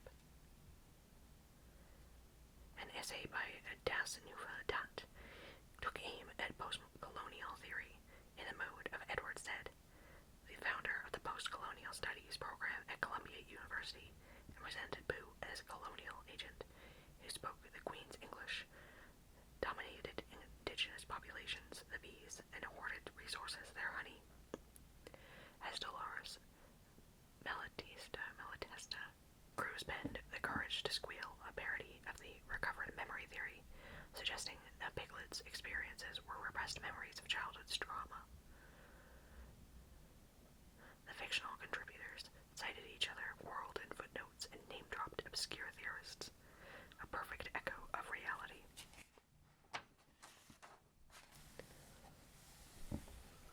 On friendship. All together now, the Winnie the Pooh stories are defined by an essential, if hard-won, empathy. By Nastia Kennedy. Winnie the Pooh's inner circle includes friends of various appearances, sizes, tendencies, temperaments, and of course, species. An easily frightened little pig, a rambunctious tiger, a practical rabbit, a semi-literate owl, a gloomy house, even a single mother and her infant. When Kanga and Baby Roo first arrive on the scene, Pooh and Rabbit are visiting at Piglet's house. It's morning in the 100-acre wood, and Rabbit expresses displeasure at having woken up to find a strange animal among us. An animal who carries her family about with her in her pocket. Still more unnerving is the abruptness of their arrival. Says Rabbit, "Here we are, you Pooh, and you Piglet, and me, and suddenly, and Eeyore," said Pooh, and Eeyore, and then suddenly, and Owl, said Pooh. Rabbit pauses. And then, "Here we are," said Rabbit, very slowly and carefully, "all of us." Pooh, we understand from early on, is not the sort of bear to leave anyone out. Kanga and Roo assimilate seamlessly into Christopher Robin's open-hearted clique, and not long after, during an outing in the wood, Roo slips into a stream and gets swept away along by the current. Roo's fallen in, Rabbit yells. At that, Pooh and the posse spring into action. Owl offers critical decision to Roo, explaining that in case of a sudden and temporary immersion, the important thing was to keep the head above water. Eeyore turns and drops his tail into the water so that Roo might catch onto it and pull himself out, while Rabbit urges someone to get something across the stream lower down. It's Pooh who discovers in the wood a long pole, and with Kanga's help, lays it across the stream. Roo soon drifts up against the pole and climbs safely to the shore. The basic tenets of friendship in the Pooh stories are that friends look out for one another, and that you can count on them. They're game and useful. When Pooh gets stuck for a week in the hole of the hillside that serves as Rabbit's front door, a predicament that leaves Pooh with his north end peering out into the wood, while his south end wriggles in Rabbit's lair, Rabbit thinks nothing of using Pooh's legs as a towel rack. Empathy is not necessarily first to mind, nor easy to act upon. These are young animals, after all, with a drive for self-preservation. That's why Piglet is quite happy to peel off from a walk in the wood and leave Pooh to confront a woozle on his own. And it's also why when Tigger and Roo get stranded on a high tree branch and get down, Pooh takes the opportunity to eat their picnic sandwiches. Yet empathy, finally, is the essence of it all. Eeyore's self-pitying laments play into such effect. Because his audience is soft and vulnerable, when Eeyore bemoans that everyone has forgotten his birthday, Pooh and Piglet first scramble to deliver him gifts, and then Eeyore, in an act of magnanimity that rises above his dour nature, contrives to take pleasure in them. Another time, in a fierce winter day, Pooh and Piglet realize that Eeyore is cold and without shelter in the snowy forest, so they build him a house at Pooh Corner. Piglet and Pooh are especially close. It's so much more friendly with two.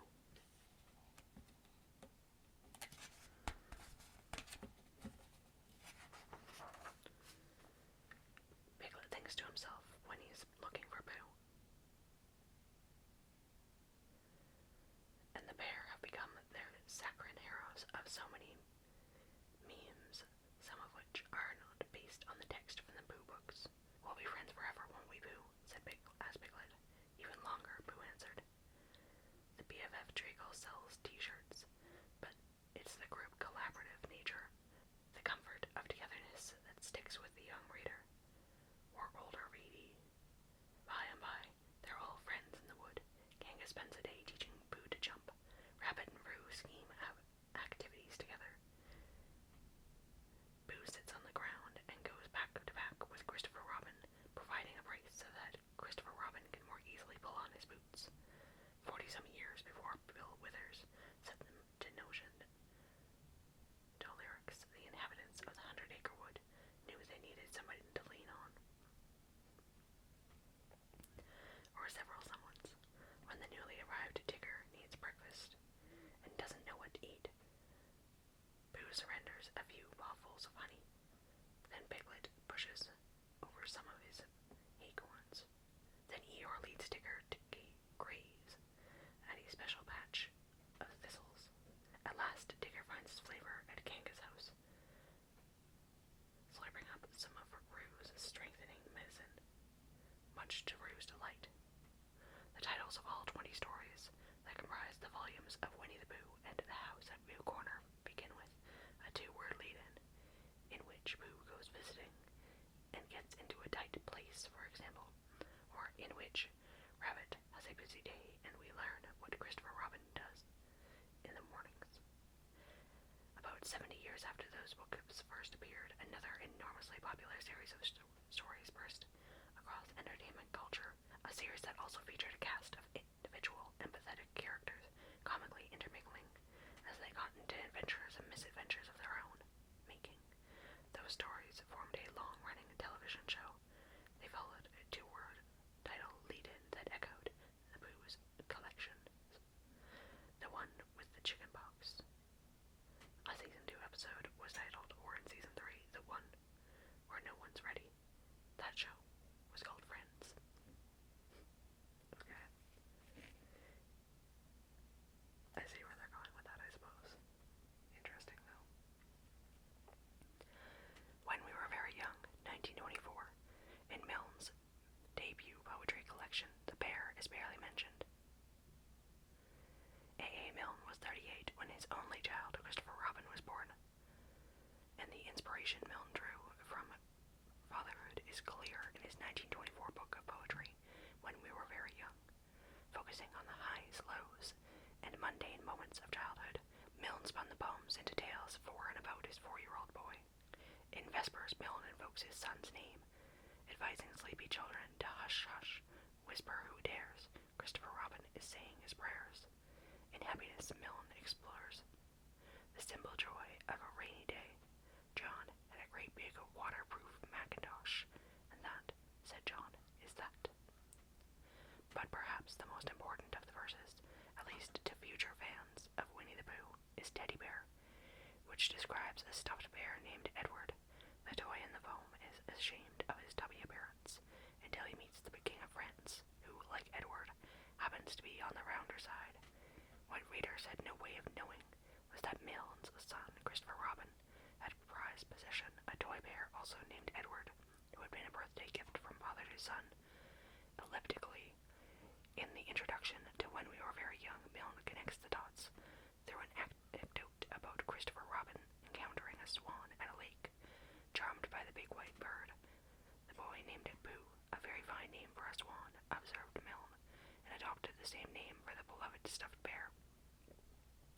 Christopher Robin also unwittingly provided a creative spark for his father. The rhymes in When We Were Very Young captures the essence of childhood and struck up a chord with readers first in the UK and then around the globe. In its first decades on bookstore shelves, the poetry volume sold 500,000 copies, more than 20 times as many as the American novel The Great Gatsby, published just months after When We Were Very Young. Over the same time frame, the proceeds from Milne's bestseller allowed him to buy the country estate in a picturesque forest, where he would observe the adventures of his son and his stuffed bear, leading him to write his next book, Winnie the Pooh.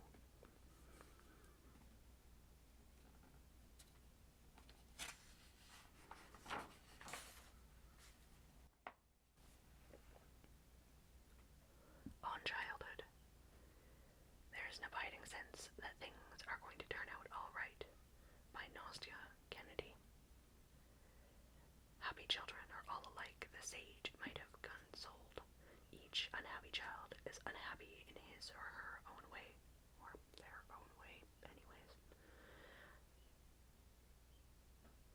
A preponderance of enduring children's stories with the fiber to last, say, a century or more, are marked by an unhappiness of one kind or another: absent parent, evil stepmother, poverty, unfairness, persecution. Witches lurk, giants snarl, spells are cast, and people die. Childhood in Winnie the Pooh. That's a world driven by daydreams and idle moments, by fine ideas, generosity, and pleasure in small things. What was Pooh up to one morning? Well, he was humming this hum to himself and walking along gaily, wondering what everybody else was doing and what it felt like being someone else. Good feelings bloom throughout the 100-acre wood, feelings of comfort, ease, and the possibility of a happy surprise. Problems don't turn out to be such serious problems after all. Potential crises never quite materialize. Nothing really seems that bad. When we first meet Pooh, Christopher Robin has him by one arm and is haphazardly dragging him down a flight of stairs, the stuffed bear's head knocking bump, bump, bump on each step. Pooh proves unbothered. It is, as far as he knows, the only way of coming downstairs. When a small worry does arise for Pooh, it can usually be placated by the taste of condensed milk or a lick of honey. You're able to take life as it comes when you're bound to a core belief that things are going to turn out all right. Above all, in the pages of the Winnie the Pooh books, there's an overriding sense, the threat of running into heffalumps notwithstanding, of being protected and safe. Is there a child of any age, 2 to 102, who doesn't want that? My daughter Maya started at the local dance studio at an age when the classes served in essence as a form of 1-hour babysitting. By the time she was 6, she took part in her 3rd annual spring recital, on stage in the high school auditorium. As ever, the extended family turned out. You know, the first couple of years, you weren't much good at this. Maya's grandmother, my mom's, was blunt in the post-show assessment, but this year, you really looked great up there. What happened? Maya considered this for a moment. The truth is, she then said, for a long time when I was younger in dance class, I didn't really understand what was going on, but this year, I suddenly did. Now I do. Such epiphanies are common in childhood, inevitable markers for the developing brain, and the continuing apprehension of the wider world. Boo and his friends are not 6, until finally they are, and the capers they embark upon, or get thrust into, manage to be at once purposeful and desultory. They have a mind to do something they've dreamt up or heard about. They aren't quite sure how to go about doing it. It's a bit like following along in dance class when you don't really understand.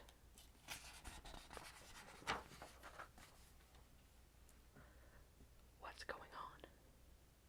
Boo is a bear who may one day spend his time earnestly tracking the footprints of a woozle, only to gradually realize that the footprints are in fact his own. He's also a bear who sizes up the situation and the available assets and then thinks to use an upturned umbrella as a ship to float across the flooded forest floor and rescue Piglet. Not all endeavors go so well.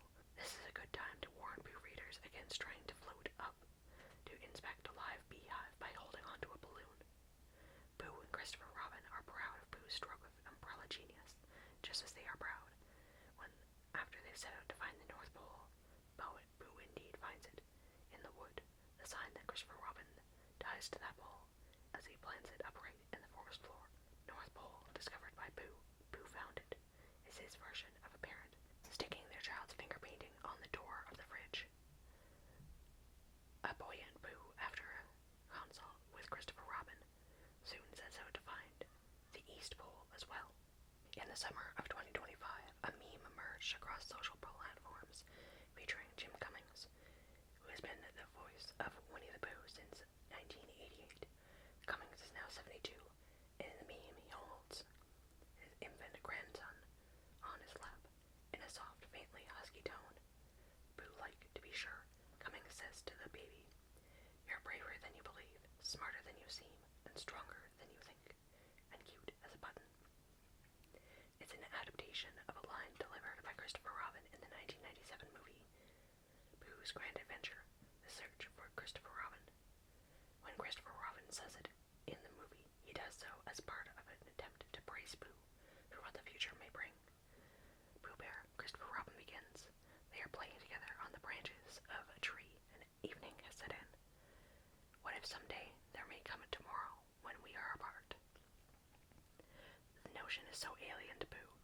You try imagining a tomorrow when oxygen has been completely removed from the atmosphere, that he can't comprehend it. As long as we're apart together, we shall certainly be fine, Pooh says. Christopher Robin giggles, but presses on. Yes, yes, of course. But if we weren't together, if I were somewhere else. The scene moves along with Pooh catching fireflies in the waning light, and leads to the braver, smarter, stronger adage. But the point has now been made. Tomorrow will come, and it turns out that within all the comfort and warmth there is indeed a dagger of cruel truth beneath the surface in Winnie the Pooh.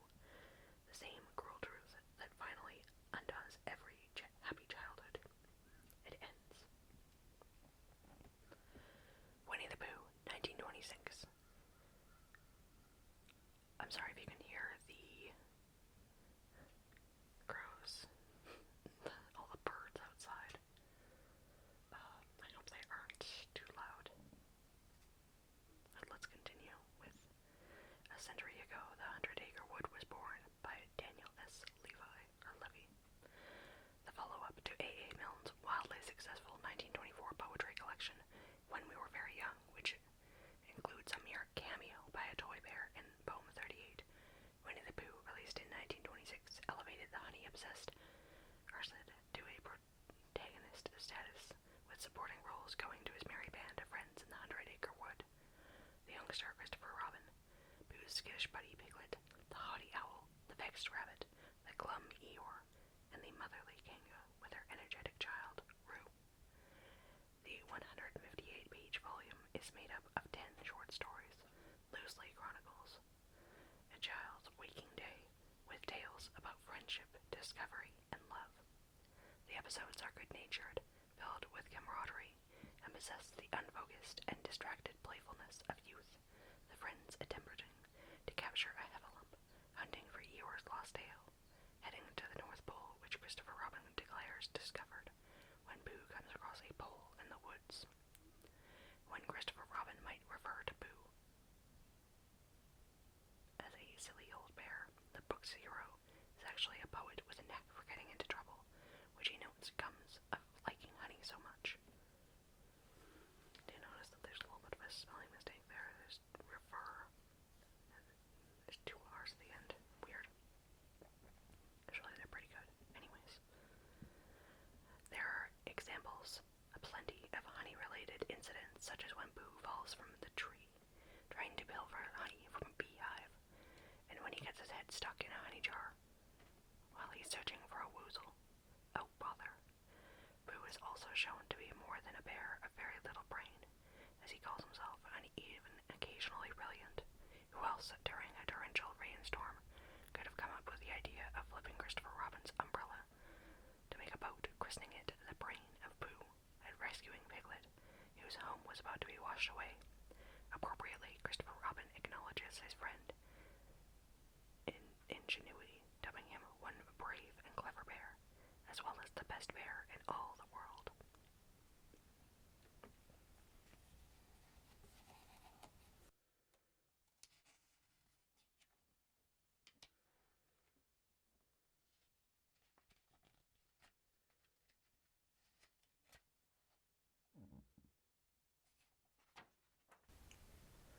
On the joy of doing nothing, Pooh sticks, counting honey pots and making up poems. An aimless day in the 100-Acre Wood always leads to something, by Daniel S. Levy. In Chapter 6 of The House at Pooh Corner, in a story titled In Which Pooh Invents a New Game, and Eeyore joins in, Pooh strolls around the 100-Acre Wood making up poems. As he nears the bridge, he drops the fur cone he's been holding in his paw, and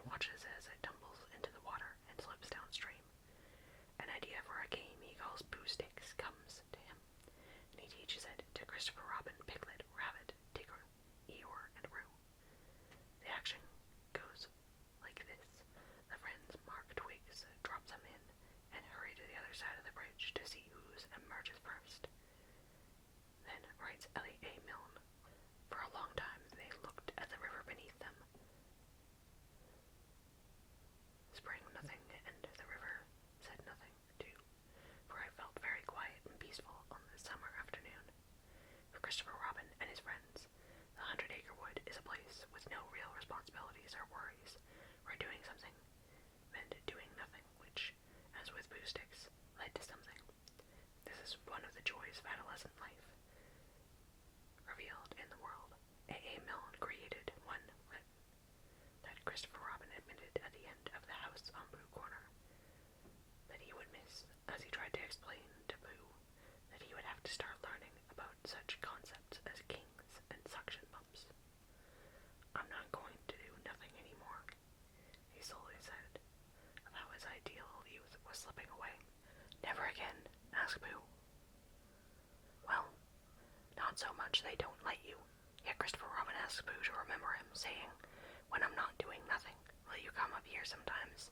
Imploring his friend. Pooh, promise you won't forget about me ever, not even when I'm 100. Pooh nodded. I promise. We all once knew the bliss of doing nothing in the languid days before the pressures of work, obligations, and adulting. As we go through our busy lives filled with too much something, it's a gift to ourselves to make time for the moments of nothing, whether it's daydreaming over a latte, people watching,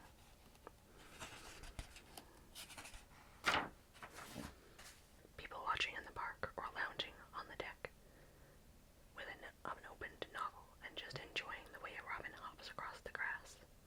In these acts, we find echoes of Henry David Thoreau, an introspective 19th century poet and nature lover who is a true kin to Pooh. Thoreau rejected the structured days of his era in the mid-1840s, moved to the edge of the Walden Pond in Concord, Massachusetts. There he perfected the art of paddling to the middle of the water and lying on my back across the seats in the summer forenoon, dreaming awake until I was aroused by the boat touching the sand. Then I rose to see what shore my fates had impelled me to. Days when idleness was the most attractive and productive industry. There is a restorative quality to such stepping away and connecting to the natural world, a state that Christopher Robin explained as just going along, listening to all the things you can't hear and not bothering. The desire for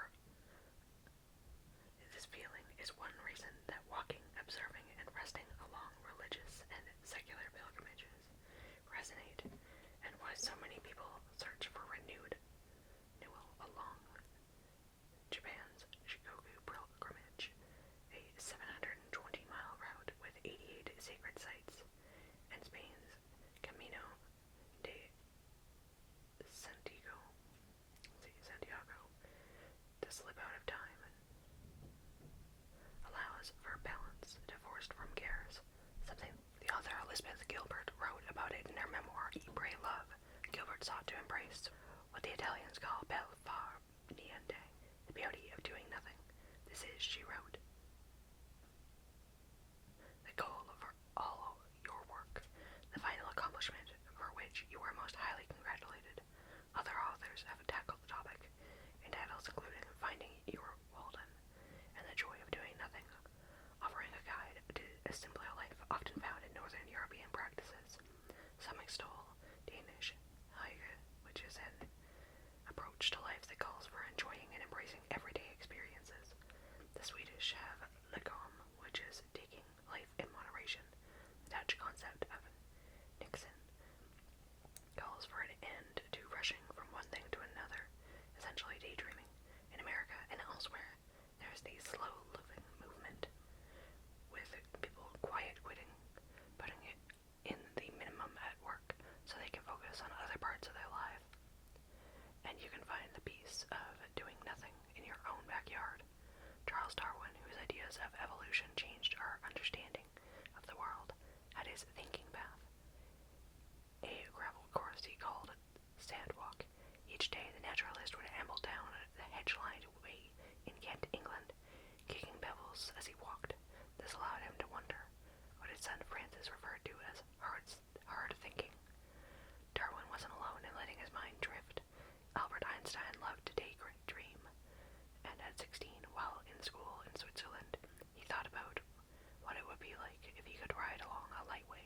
which helped him come up with the idea of special relativity. Later in life, he admitted that what he called the holy curiosity of inquiry stands mainly in the need of freedom. Pooh, a bear of very little brain, might not have Darwin or Einstein's IQ, but he possesses an intuitive and emotional brilliance that we can all attempt to emulate. How rewarding to recapture his and Christopher Robin's joy of youthful nothingness, of lying on the ground and watching clouds slowly morph into fanciful shapes. A cat, a dragon, maybe a friendly bear. It is also possible to head to the real 100-acre wood and experience Pooh's form of nothing. The span that Christopher Robin, Pooh, and others stood upon was inspired by posing for his bridge, which crosses Ashdown Forest's Millbrook. It is near the Milne family Gotchford farm in East Sussex, where the young Christopher Robin Milne grew up, and he recalled in his memoir The Enchanted Places, throwing sticks into the water and watching them float away out of sight until they re-emerged on the other side. Restored in 1979 and renamed Pooh Sticks Bridge, the bridge was rededicated by Milne, who told The Guardian, "How could we not fall in love with it? It has become a much-visited spot where young and old bend over the railing, drop a stick in, and do the best of nothing." Now we are 6, 1927. In nonsensical rhymes with meticulous meters, Milne's second book of verse paints a rich portrait of young life by Daniel S. Levi. Milne's first poetry collection, 1924's When We Were Very Young, was inspired by his young son, Christopher Robin, who was 4 years old at the time. The author soon started on a second volume of poetry called Now We Are 6. In the book's introduction, he explains the title's meaning, writing as if he were Christopher Robin.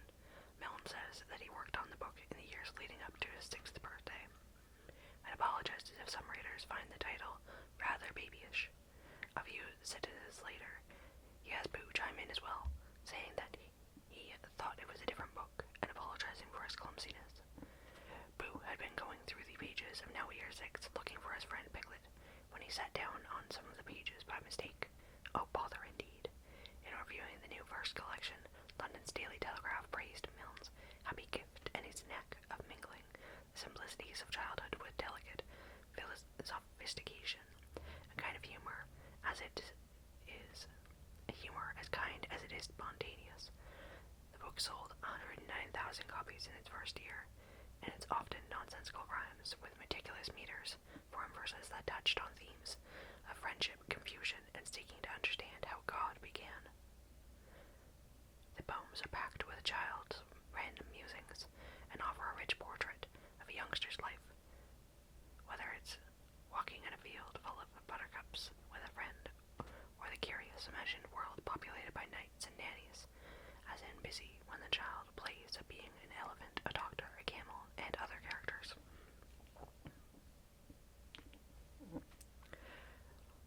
Perhaps I am a postman. No, I think I am a tram. I'm feeling rather funny and don't know what I am. Two of the poems, Friend and Us Two, feature Winnie the Pooh, with Christopher Robin stating, "Wherever I am, there's always Pooh. There's always Pooh in me." Each entry manages to capture life's wonder, from the smallest movements, like watching dewdrops of rain on a glass pane, to the promise of tomorrow, as with the morning walk. With Anne and I go for a walk, we hold each other's hand and talk of all the things we mean to do when Anne and I are 42. This is one of Now We Are 6's added treats for parents. Reading the poems to their little ones can easily conjure up their own memories of youth, foibles, hopes, and dreams.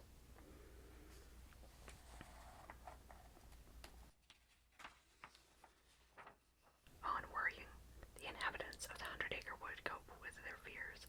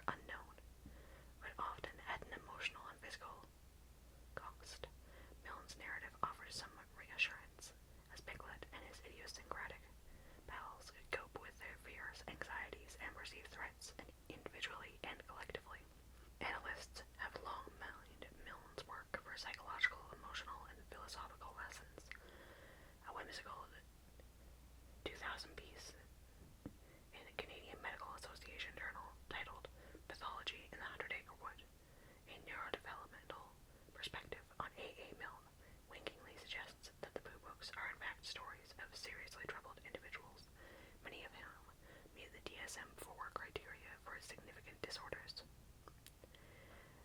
Okay, here, this is what I was curious if they would ever discuss the long-running theory or fan theory that all of the characters represent some sort of disorder or another, which is interesting, but also I feel like quite foolish. I don't know. It's so weird. It's just weird. Anyways, for these significant disorders, Pooh, the researcher, posits, demonstrates attention deficit hyperactivity disorder, ADHD, and attentive subtype, and comorbid cognitive impairment, further aggravated by an obsessive fixation on honey. The bouncing ticker is impulsive and hyperactive, while Eeyore is obviously depressive. Meanwhile, poor, anxious, blushing, flustered little Piglet exhibits classic symptoms of generalized anxiety disorder. Long Island psychologist Valentina Stoicheva, PhD, who has made a study of the Pooh books, prefers to think of Milne's anthropic characters as reflecting psychological states or reactions to stress the human readers can identify with. Together, Pooh, Piglet, and company often convert stressful situations into adventures. The 100-Acre Wood is framed as a safe space, but it's also a place of exploration, says Stoicheva, founder of STEPS, a trauma-focused psychology group practice, and co-author of the unconscious theory, research, and clinical implications. In the Pooh books, many of these adventures revolve around facing the fear of the unknown. As Stoicheva notes, creatures like the heffalumps and woozles stand in for a host of worries and anxieties, both external and internal. When it comes to Piglet, while the very small animal is often worried, fretful, and afraid, he also exhibits bravery, which, after all, is less the absence of fear than the ability to overcome it. I think Milne teaches us that this is what being courageous feels like, Stoicheva says, not like pumping your arm in the air and saying, yeah, I got this. Instead, courage feels like, oh no, I'm biting my nails and I'm kind of shaking a little bit, but I'm gonna do it anyway. As former Supreme Court Associate Justice Ruth Bader Ginsburg once said, stand before the people you fear and speak your mind, even if your voice shakes.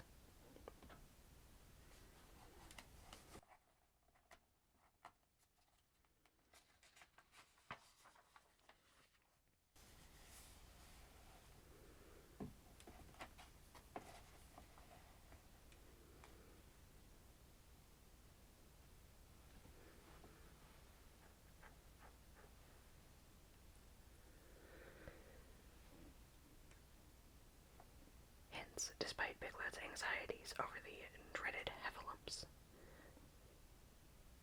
he collaborates with Pooh's resourceful plan to lure one of the imaginary creatures into a trap.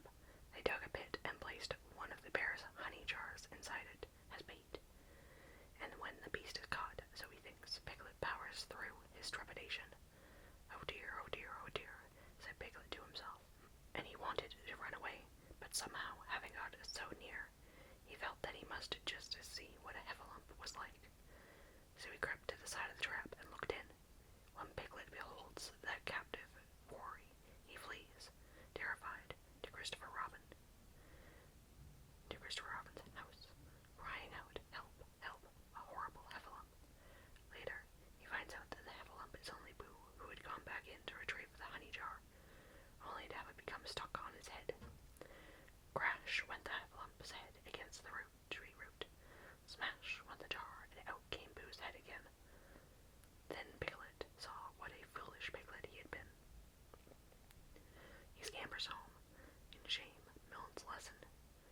We all have moments where we doubt our abilities, fear the unknown, and imagine the worst of situations. Notes the introduction of Winnie the Pooh, doubt and disquiet for warriors.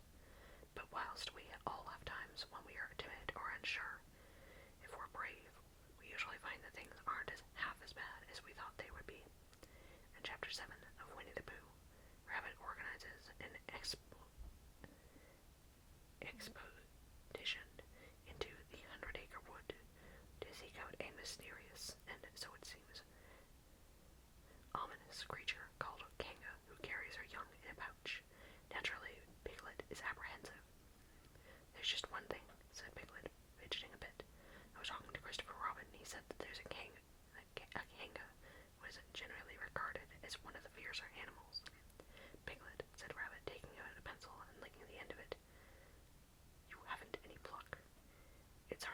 said Piglet, sniffling slightly. When you're only a very small animal, Rabbit, who had begun to write very busily, looked up and said, "It's because you are a very small animal that you will be useful in the adventure before us." Piglet was so excited at the idea of being useful that he forgot to be frightened anymore. He could hardly sit still, he was so eager to begin being useful at once. King approves to be a benign and maternal figure, and once again Milne shows that objects of worry often do not justify our worst fears. But another lesson is this idea of being useful. Stoyacheva says, how do we cope with facing things that are difficult? We cope through finding meaning in doing. If Piglet is the most openly anxious figure in the 100-Acre Wood, the others would have their own characteristic responses to worrisome and stressful situations, just as we live-action humans do. As Stoyacheva puts it, Milne's animals become exaggerated versions of themselves when they're under stress. Eeyore grows even gloomier and more pessimistic. Tigger bounces off the walls or trees, and Rabbit gets bossier and fussier. Owl becomes owlier. Stoyacheva says, even more long-winded and pedantic than usual. Providing a counterpoint to these personalities is Pooh himself. Milne places great value on mindfulness, which is widely used in therapy for anxiety, and no one embodies that concept more fully than the gentle bear. Whatever comes, Pooh is there for it. The wonders of nature in the wood, the whims of the weather, the love of his friends, and of course the taste of honey. While Eeyore frets and Piglet hesitates, Rabbit calculates, and Owl pontificates. Pooh just is, writes Benjamin Hoff in The Tao of Pooh. Milne's hero may be the bear of little brain, but he is also kind of instinctive and insightful, with the narrative wisdom to slow down and live in the moment about the what-ifs of the unknowable future. Consider this exchange with Piglet. Supposing a tree fell down, Pooh, when we were underneath it. Supposing it didn't, said Pooh, after careful thought. Piglet was comforted by this. One overarching theme runs throughout Milne's work, that whether it's heffalumps, woozles, or other boogeymen, worries and fears are far more manageable when you have a support system to back you up. Okay. Milne teaches us basically that unknown, potentially difficult, strange, and scary situations could be made exciting by having the right kind of presence.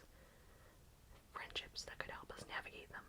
Stoyacheva says, whatever their individual quirks, Milne's characters face stressful, challenging situations with community and generosity of spirit. In talking about Piglet as a very small animal, Milne teaches us how to treat those who may have vulnerabilities. Stoyacheva says, Piglet's friends help him build up courage and support him. With Eeyore, none of his friends tell him to stop being depressed or get over it. They simply treat him as a friend. Probably my favorite line in the whole book is when Piglet says, "Hi, Pooh," and Pooh replies, "Yes." And Piglet says, "Nothing. I just wanted to be sure of you." That notion of presence is fundamental. The House at Boot Corner, 1928. Milne's second story about the 100-Acre Wood draws energy from a bouncy new character, but also leaves readers wistful. Christopher Robin is off to boarding school. By Emma Murphy, The House at Boot Corner, the fourth of Milne's Winnie the Pooh books, has a bit more bounce than his predecessors, quite literally thanks to the addition of an energetic tiger named Tigger to the 100-Acre Woods, but it is also more wistful. The nostalgic note was inevitable in some ways, as The House at Boot Corner was released in 1928 when the real-life Christopher Robin was 8, on the verge of adolescence. Milne used this story collection to encourage readers to savor the adventures of a young boy, while keeping in mind that children grow up. The House at Boot Corner begins on a cold, snowy day, with Pooh and Piglet deciding to build Eeyore a house, because they mistakenly think he doesn't have one. The friends find a pile of sticks and begin their work, not realizing the wood was Eeyore's, and that the gloomy donkey had already begun to construct a home of his own. Eventually, Pooh and Piglet discover their error, but they hide the fact from Eeyore, who believes that his house has been carried away by the wind and relocated to a better spot. The new place is dubbed The House at Boot Corner, giving the book its title. As As the chapters unfold, there are a number of developments with Pooh and the gang. The Chaos Agent Tigger is introduced in Chapter 2. By Chapter 4, he is climbing a tree with Roo, boasting that Tiggers can do everything, though it is clear they cannot. Then Pooh invents his famous game, Pooh Sticks, where characters throw sticks upstream from a footbridge and eagerly watch to see which stick will win the race to the other side. The house at Pooh Corner also represents a conclusion. As the real-life Christopher Robin grew up, Milne began to resent how his children's writing overshadowed all his other work, and decided to bring the Pooh series to an end. In the final chapter of The House at Pooh Corner, Christopher Robin and Pooh go to the enchanted place where the boy tells Bear that he will be leaving for boarding school. Less than 2 years later, the real-life boy did the same. The ending is bittersweet, with Milne reminding readers that wherever they go and whatever happens to them on the way, in that enchanted place on the top of the forest, a little boy and his bear will always be playing.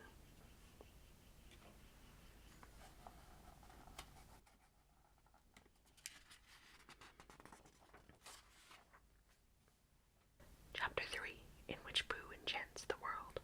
The lovable little bear leaped from the printed page and into the hearts of fans through music, merchandise, movies, and more. And again, we have the Disney parks with Pooh Bear and some other fun figures. We got the rescuers, Bianca and Bernard here. We've got what looks like a stork. Bunch of leaves. All sorts of different characters out there. And fun things to discover. It says Winnie the Pooh on a float at Disney World in Orlando.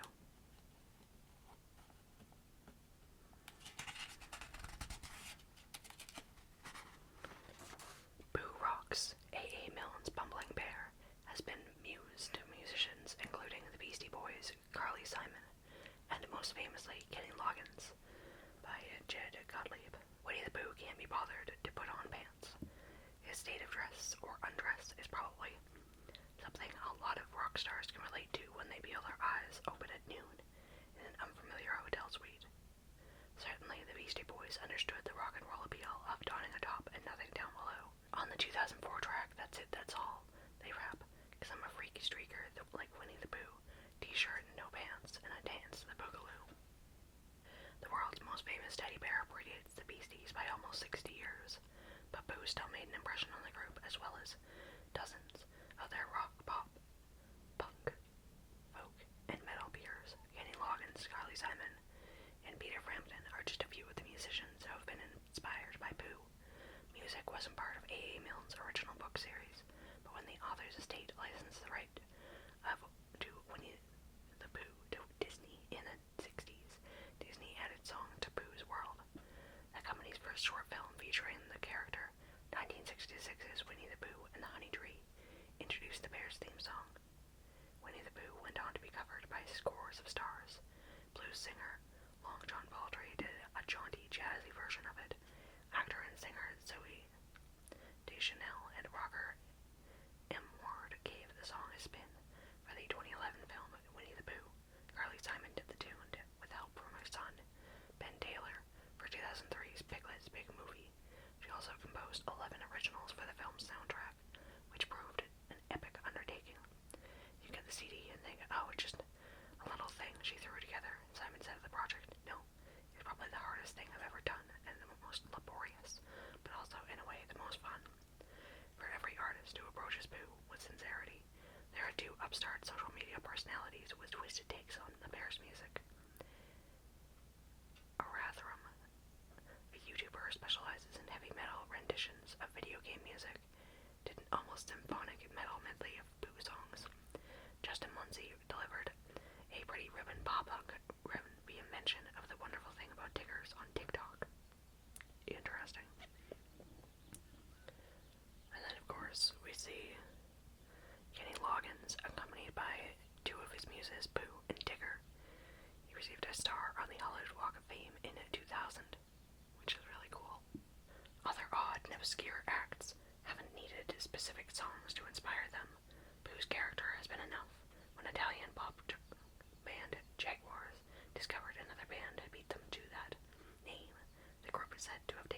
suggestion of record company secretary and Winnie Superband to rechristen itself simply Pooh on his 1966 single, Vianney Fuari, Come Outside. Around the same time, 4,000 miles away, another band had a similar idea. Toronto pop band Edward Bear took its moniker from the original name of A.A. Milne's creation. More recently, the Estonian metal band Winnie the Pooh missed the cut for the 2013 Eurovision Song Contest, but as luck would have it, the band impressed fashion designer Rick Owens enough that he put them and their masked faux furry faces on the catwalk at the Paris Fashion Week that same year. The Bear's innocence became a point of fascination for a range of artists trying to shake up the culture in the 60s. Rolling Stones founder and early guitarist Brian Jones even purchased an English country estate where Milne wrote the Winnie the Pooh books. Quintessential hippie band Jefferson Airplane, who had already mined children's literature to great success with the Alice in Wonderland themed White Rabbit, indeed, wrote about Pooh in a few songs. One of the tracks, the feverish jam house at Podial Corners, is a freaky, dark, psychedelic groove that is grace like singing crows. Cows are almost cooing, turtle doves are mooing, which is why Pooh is pooing in the sun.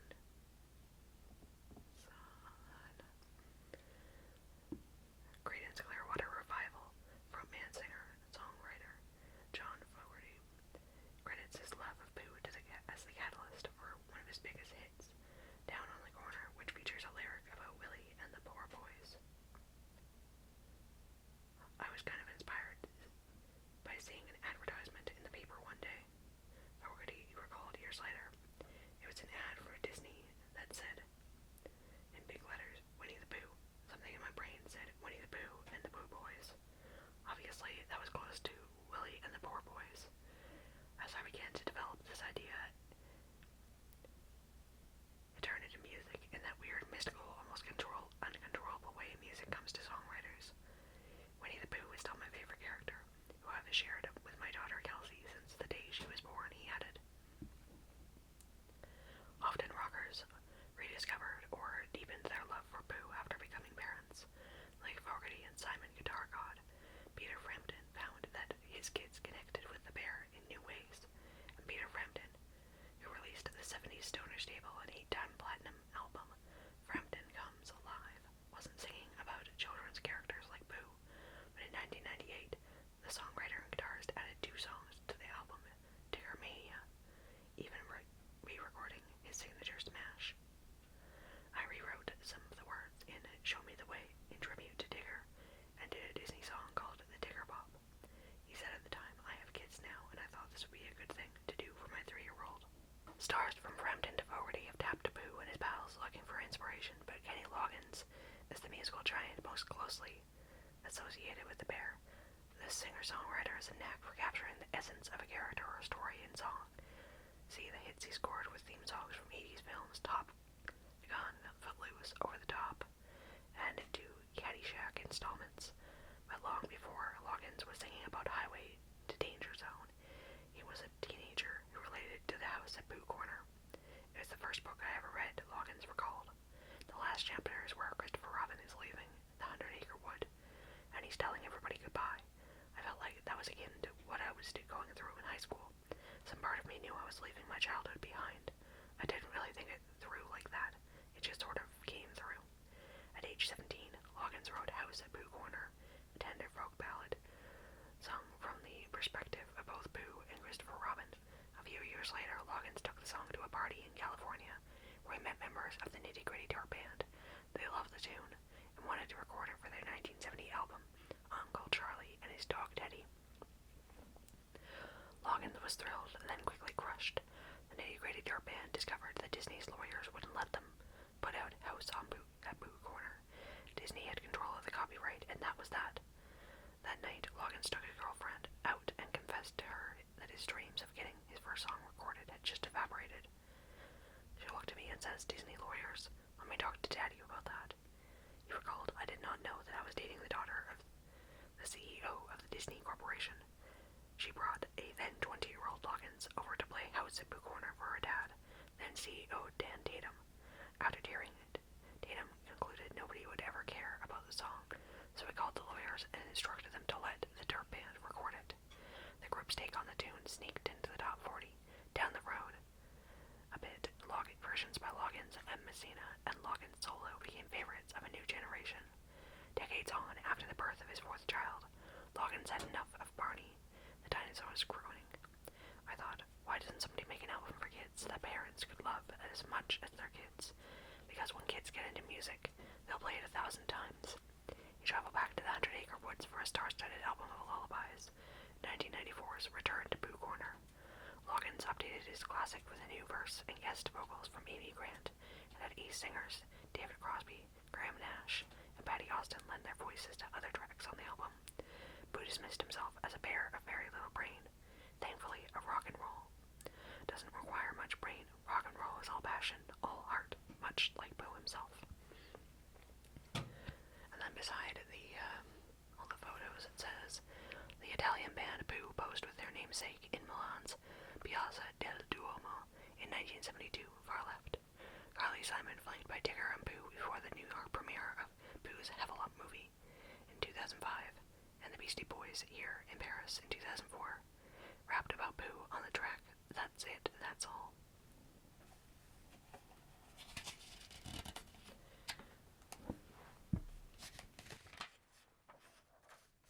Honey Money, a New York literary agent with a vision ahead of his time, helped turn the licensing of Pooh into a hugely lucrative and lasting business. By Rich Sands. In 1930, long before the world was filled with Pokemon t-shirts, Hello Kitty backpacks, and Star Wars action figures, literary agent Stephen Schlesinger took the risky move of acquiring the North American licensing rights to the Winnie the Pooh from author A.A. Milne. Schlesinger paid $1,000 plus a wide range of merchandise royalties in a deal that would begin Pooh's rise as a retail and pop culture juggernaut. While the licensing of intellectual properties from the entertainment industry today yields annual revenue of nearly $150 billion, according to a 2025 report, at the time of Schlesinger's deal with Milne, the field was barely plowed. Early in the 20th century, writer Beatrix Potter turned popular Peter Rabbit children's books into a variety of products, including dolls, a board game, wallpaper, and stationery. She aggressively monitored patents to ensure her trademark was protected, and the Peter Rabbit merchandise provided her with a financial windfall. But Potter's maneuvers were the exception to the toy world rule. When Schlesinger put all of his figurative eggs into Pooh's basket, among the agent's earliest moves was creating multiple products featuring the characters from the 100-Acre Woods, and within a few years he was turning profits from the Pooh dolls, toys, board games, and records, the first items to feature Winnie the Pooh in his now signature red shirt. Schlesinger later picked up Pooh's radio and TV rights, and worked with NBC to create entertainment vehicles for the brand, including a 1947 live-action special, A Day in the Life of Christopher Robin. In short order, Pooh was a licensing phenomenon, inspiring Schlesinger to snap up the rights to several other literary characters, including Tarzan and Buck Rogers, and to pursue publishing books and merchandise deals. The savvy agents died in 1953 at the age of 51, leaving the rights to Winnie the Pooh to his wife Shirley. I thought, now what do I do? But it was right there for me. Shirley Schlesinger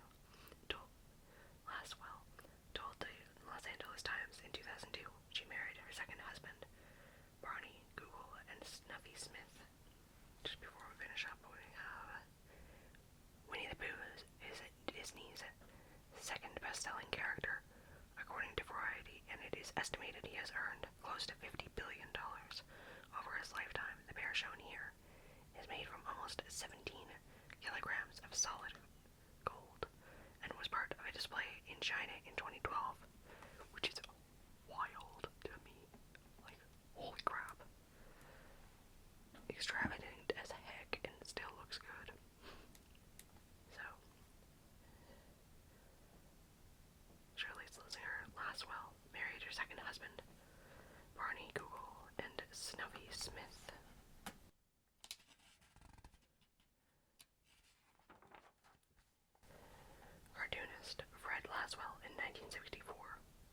decided to promote Pooh. She created lines of high-end merchandising, accessories, and children's clothing for upscale retailers, including Neiman Marcus, Saks Fifth Avenue, and Bergdorf Goodman, Lord & Taylor, Bonwit Teller, and Marshall Field & Co. I could see what we had to do. We went into children's wear. I had dishes, toys, wall hangings, calendars. We had Pooh corners in all the best stores around the country. She told the Times of London. Anything I could grab onto, I did. I was a Pooh person. By 1961, Schlesinger Laswell had sold her Pooh rights to Walt Disney. I really went as far as I could go, she said, in exchange for a 4% share of the merchandising revenue. Disney had been trying to nab the property for years, ever since his daughter, Diane, had told him how much she loved the Pooh books. Walt's offspring played a similar role with novels. She enjoyed not only a precocious nanny, which inspired Disney to pursue the rights to Mary Poppins. He secured additional rights from Milne's family to give the company access to all things Pooh.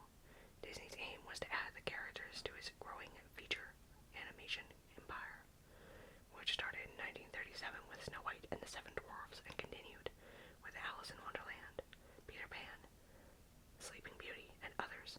In 2001, Walt Disney Company would finalize an agreement with the Milne estate to control full Pooh rights. Disney's initial project, the short film Winnie the Pooh and the Honey Tree, was based on the first two chapters of the Winnie the Pooh. Released in 1966, the plot followed Pooh, voiced by Sterling Holloway, as he searched for what else? Honey to snack on, and featured music by Robert and Richard Sherman, the songwriting duo who crafted the soundtrack to Disney's Mary Poppins. Winnie the Pooh and the Blustery Day followed in 1968. The third short, Winnie the Pooh and Tigger 2, premiered in 1974. The three films were combined in 1977 to create the feature-length movie The Many Adventures of Winnie the Pooh.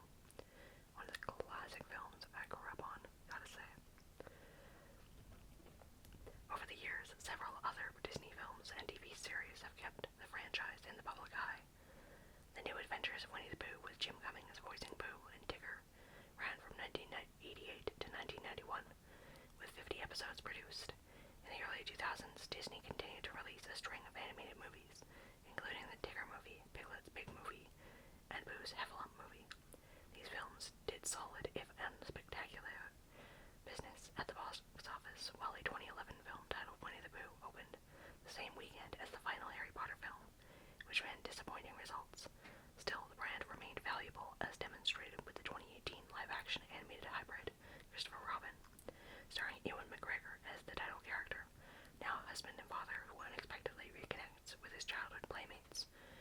Reviews were generally strong, and the film earned $197 million at the worldwide box office, easily the franchise's most successful outing.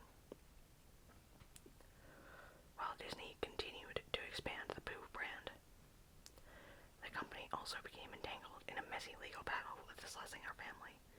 In the 1980s, Shirley Schlesinger Laswell began to suspect that Disney was not fully honoring their agreement. After years of back and forth, she and her daughter, Patricia Schlesinger, filed a $300 million lawsuit against Disney, claiming the company had not properly compensated the family for profits on merchandise and various media extension, such as home video and computer software. The Schlesingers also attempted to reclaim portions of the Pooh copyright. The case took decades to be resolved. In 2012, the U.S. Court of Appeals ruled in Disney's favor, essentially ending the dispute. Before we go into this last paragraph, let's explore some of these images. Because opposite from left, agent Steve Schlesinger, with actor Arthur Lake, Bumstead in Blondie film series, and his wife Patricia Lake. This page, clockwise from top. Pooh first appeared in a red shirt in 1932. Winnie the Pooh and Friends Crayola crayons, which I didn't know even existed. What? A collectible Pooh 50 pence piece, and a special edition of Harrod's Pooh Bear. Here we have a new wrinkle January 1st, 2022, and Winnie the Pooh entered the public domain 95 years after the publication of Milne and E.H. Shepard's first book.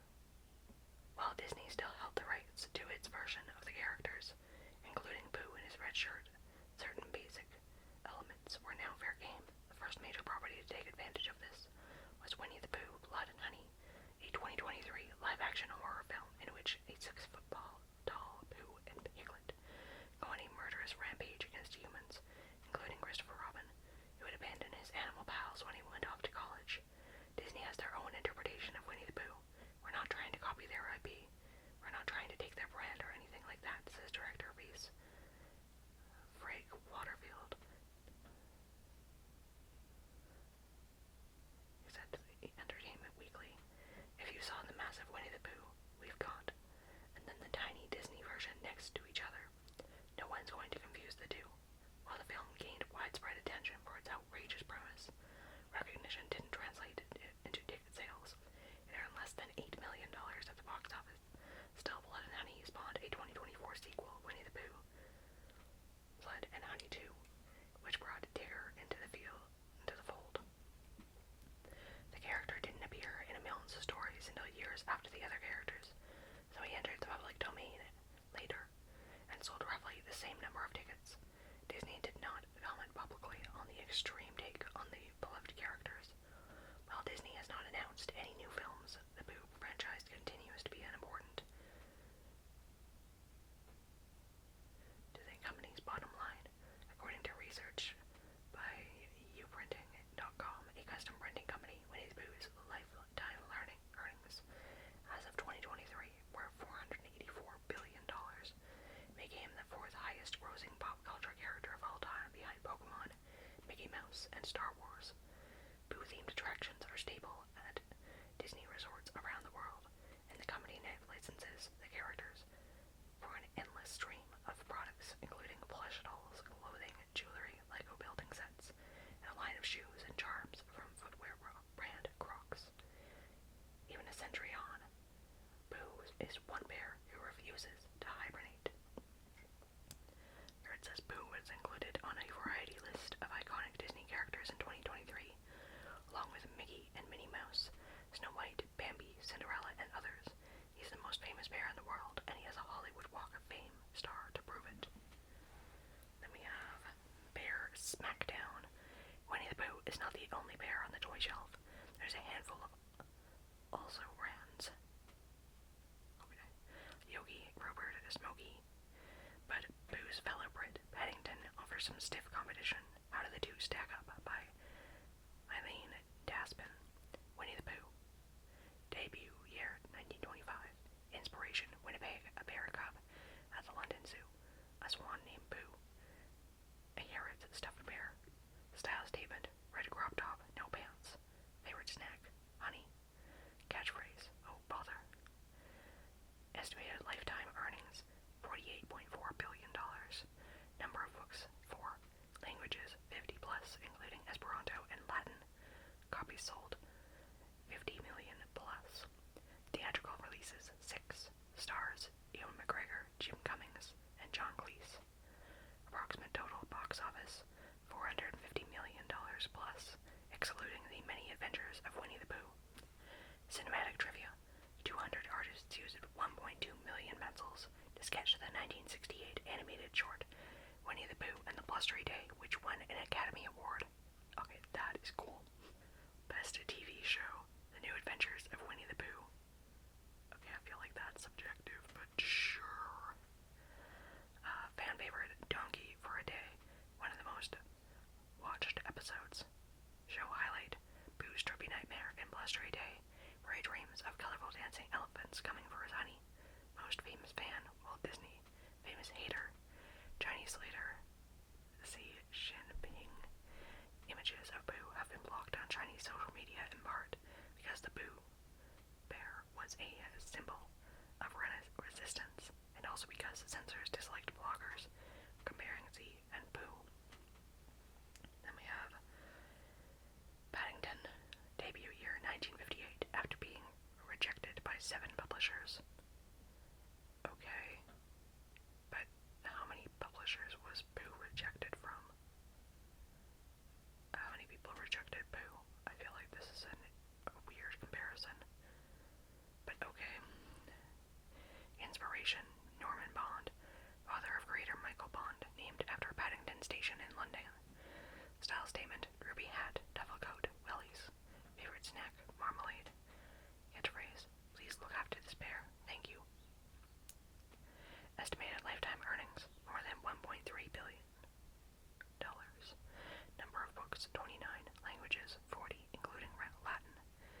movie sold 35 million plus. Theatrical releases 3. Stars: Antonia Banderas, Hugh Bonneville, Olivia Colman, Hugh Grant, Nicole Kidman, Emily Mortimer, and Ben Whishaw. Approximate total box office $700 million plus. Cinematic achievement: Paddington 2 2021 knocked Citizen Kane from the #1 spot as best film of all times per Rotten Tomatoes. Okay. Best TV show: The Adventures of Paddington. Show highlight: when Paddington performed Singing in the Rain with Gene Kelly's Okay. Alright. Okay, sure. Most famous fan: Queen Elizabeth II. Tweet storm. Before the 2018 People's Choice Awards, Ryan Reynolds tweeted, "Hope you vote for Deadpool 2. Feel free to write us in for Best Family Film because watch your effing back, Paddington." The Bears tweet response: #hard stare. Okay, this is just really weird. I don't get this. I really don't quite understand this at all, but okay.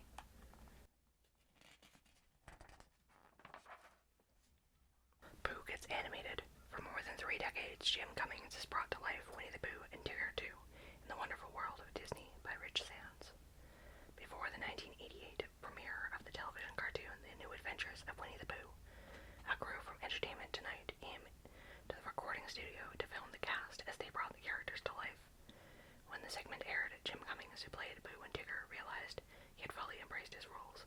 When I saw myself on camera doing Winnie the Pooh, my shoulders slumped, my stomach protruded a bit, my hands hung at my sides, and you could tell I was doing Winnie the Pooh, even with the sound down, he recalls.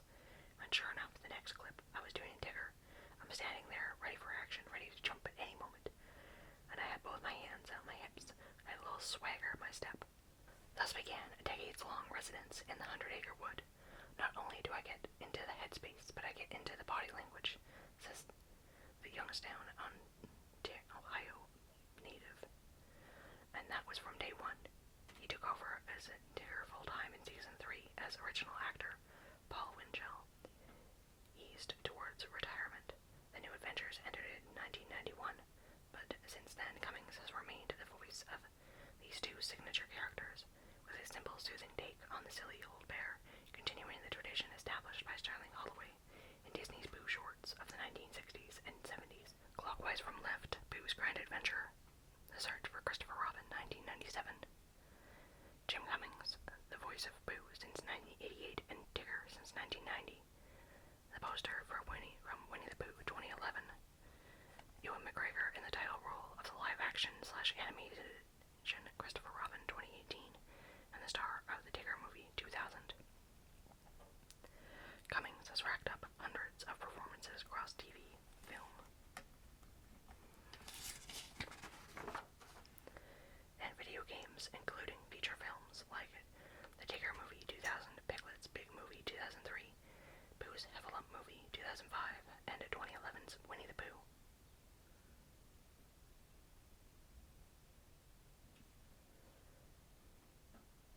He particularly enjoyed the Tigger movie, where the high-energy tiger, feeling like he doesn't belong among the other members of the 100-acre wood gang, sets out to locate members of his Tigger family tree.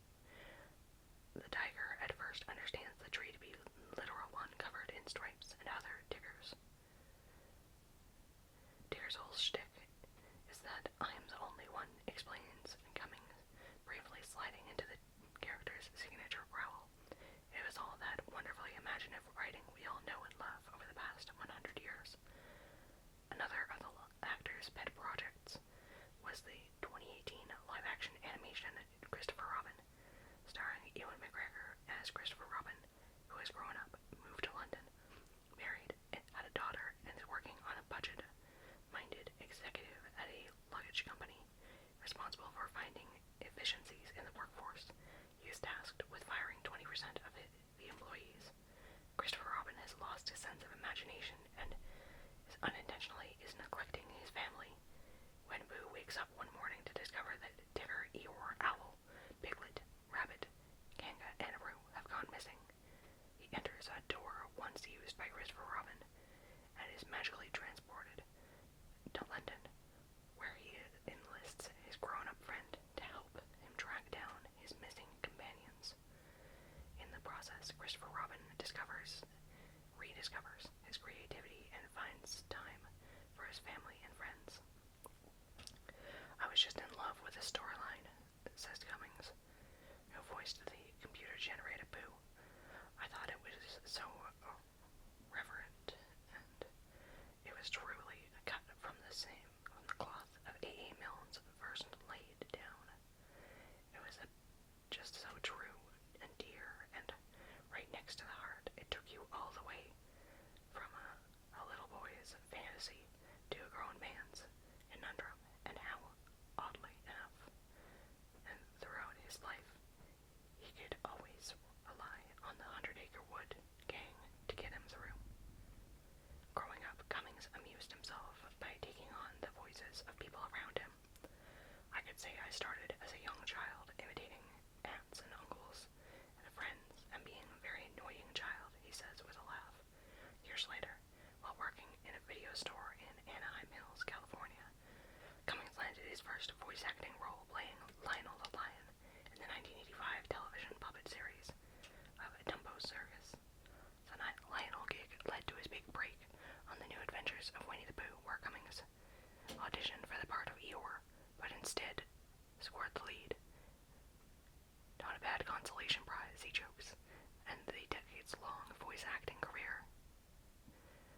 Among Cummings' most notable non-Pooh roles are the Mickey Mouse antagonist Pete, aka Peg Leg Pete, famous for trying to kidnap Mickey, the ferocious but foolish Tasmanian devil of the Looney Tunes universe, the pirate outlaw Hondo Ohnaka, across several animated Star Wars properties, and the title role in the short-lived but beloved 1990s superhero comedy cartoon Darkwing Duck, about a mallard who becomes a nighttime vigilante fighting crime with his sidekick Launchpad McQuack. It had been rumored for a number of years that Darkwing Duck is being revived, though nothing is concrete yet. Cummings continues to work steadily and is flooded with fan attention when he attends fan conventions. It's nice to know the things you've done for 40 years are still relevant, he says, about the younger generations. He also carves out time to host a weekly podcast, Tuned In with Jim Cummings, on which he interviews other voice actors, and to entertain his fans on Instagram, where he has well over 400,000 followers. Check out the June 2025 video, where the actor talks in Pooh's sweet voice to his infant grandson. You're braver than you believe, smarter than you seem, and stronger than you think, and cute as a button. It went viral with more than 23 million likes. Pooh and Tigger hold a special place in Cummings' heart, and he's not surprised that the characters continue to be adored despite more contemporary franchises like Minecraft. They write songs about the good old days. They write movies and songs and poems. There's something to be said for that, Cummings says of the enduring Pooh nostalgia. There's no cynicism there. Pooh is safe harbor you never have to worry about. I always say that Winnie the Pooh is the calm center at the eye of the storm. The voice. One of Hollywood's busiest character actors, Sterling Holloway created the distinctive sing-song pattern that made Disney's first Winnie the Pooh famous by Eileen Taspin. In the role of Winnie the Pooh, the first spoken teddy bear voice actor, Sterling Holloway was unlike anything audiences had heard. His voice was distinctive, almost falsetto, so scratchy he sounded as if he had chronic tonsillitis. The Los Angeles Times observed it was pitch perfect casting, and for millions of fans in the 1960s and 70s, Holloway was A.A. Milne's innocent, excitable honey grabber. The actor has not overly embodied the bear. He helped establish him as one of Disney's most memorable characters through a trio of featurettes: Winnie the Pooh and the Honey Tree, 1966, Winnie the Pooh and the Blustery Day, 1968, Winnie the Pooh and Tigger 2, 1974, and a feature-length compilation, The Many Adventures of Winnie the Pooh, 1977.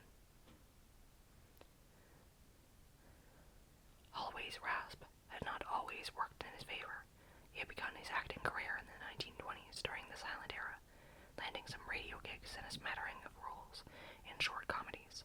His fortunes seemed to improve with doggies, where his shock of red hair and elastic expressions made him a natural sidekick.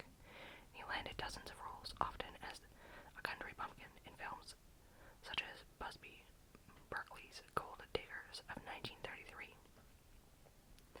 It was Walt Disney who gave Holloway his break in animation, the work that made Holloway famous. The year was 1934, and the studio head was deep into production of Snow White and the Seven Dwarfs, Disney's first full-length animated feature. A fan of Holloway's voice, Disney suggested he would be the ideal Sleepy. The casting didn't work out. The role went to Pinto Colvig, who also voiced Grumpy and Hiccuping Dopey. But Disney followed up, hiring Holloway to voice the stork in the 1941 feature Dumbo, where Holloway delivered the baby elephant to Mrs. Jumbo, and the following year to play the skunk in Flower in Bambi 1942. Like many actors, Holloway went on hiatus during World War II, in his case producing and touring with a variety show for U.S. troops. After the war, he returned to film, delivering memorable performances as, among others, Cheshire Cat in Alice in Wonderland 1951, and Kaa, the sinister snake in The Jungle Book 1967, yes sirree. I thought, wouldn't it be funny to have a snake with an aching back, because it would be such a long ache. Holloway once commented about Kaa. The actor's performance as the beloved silly old bear made his voice famous all over the world. In 1991, the year before Holloway died, he was honored as a Disney legend by the studio. I think that is so cool.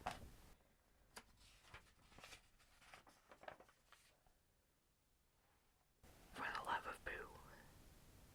He's laid back, thoughtful, and steadfast, which is why fans around the world want the bear with the big heart in their lives. Since 2008, Wisconsin resident Deb Hoffman has held the Guinness World Record for her outsized collection of Winnie the Pooh toys and memorabilia.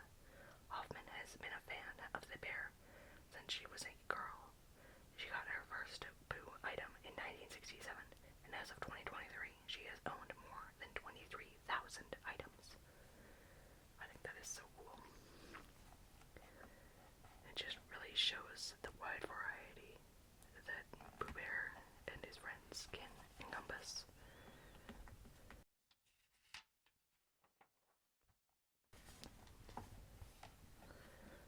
Then we have Ramon Hernandez, a first baseman with Tigres del Licey of the Dominican Republic, sported Winnie the Pooh on his spikes during a 2024 game in Miami.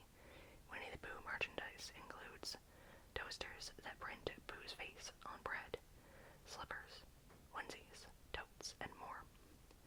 Children at Victoria and Albert Museum in London explored a Winnie the Pooh exposition on display from 2017 to 2018.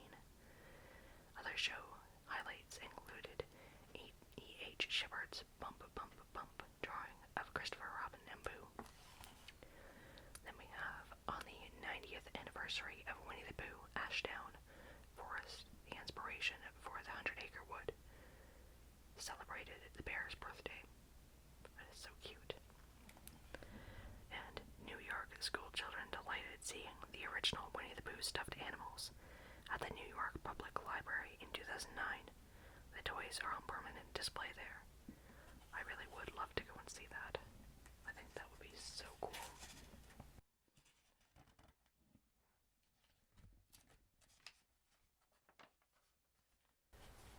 And Winnie the Pooh.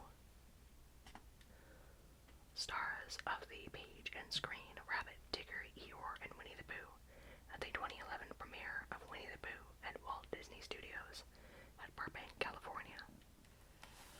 And we have all the credits here from People Inc. Publishing.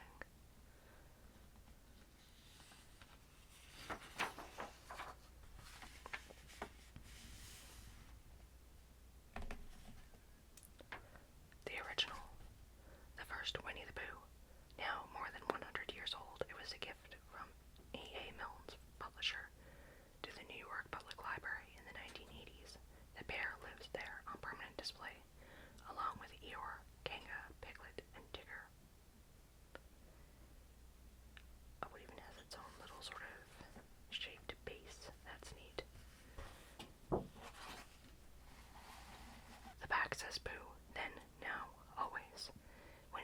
is 100 years old and wise beyond his years.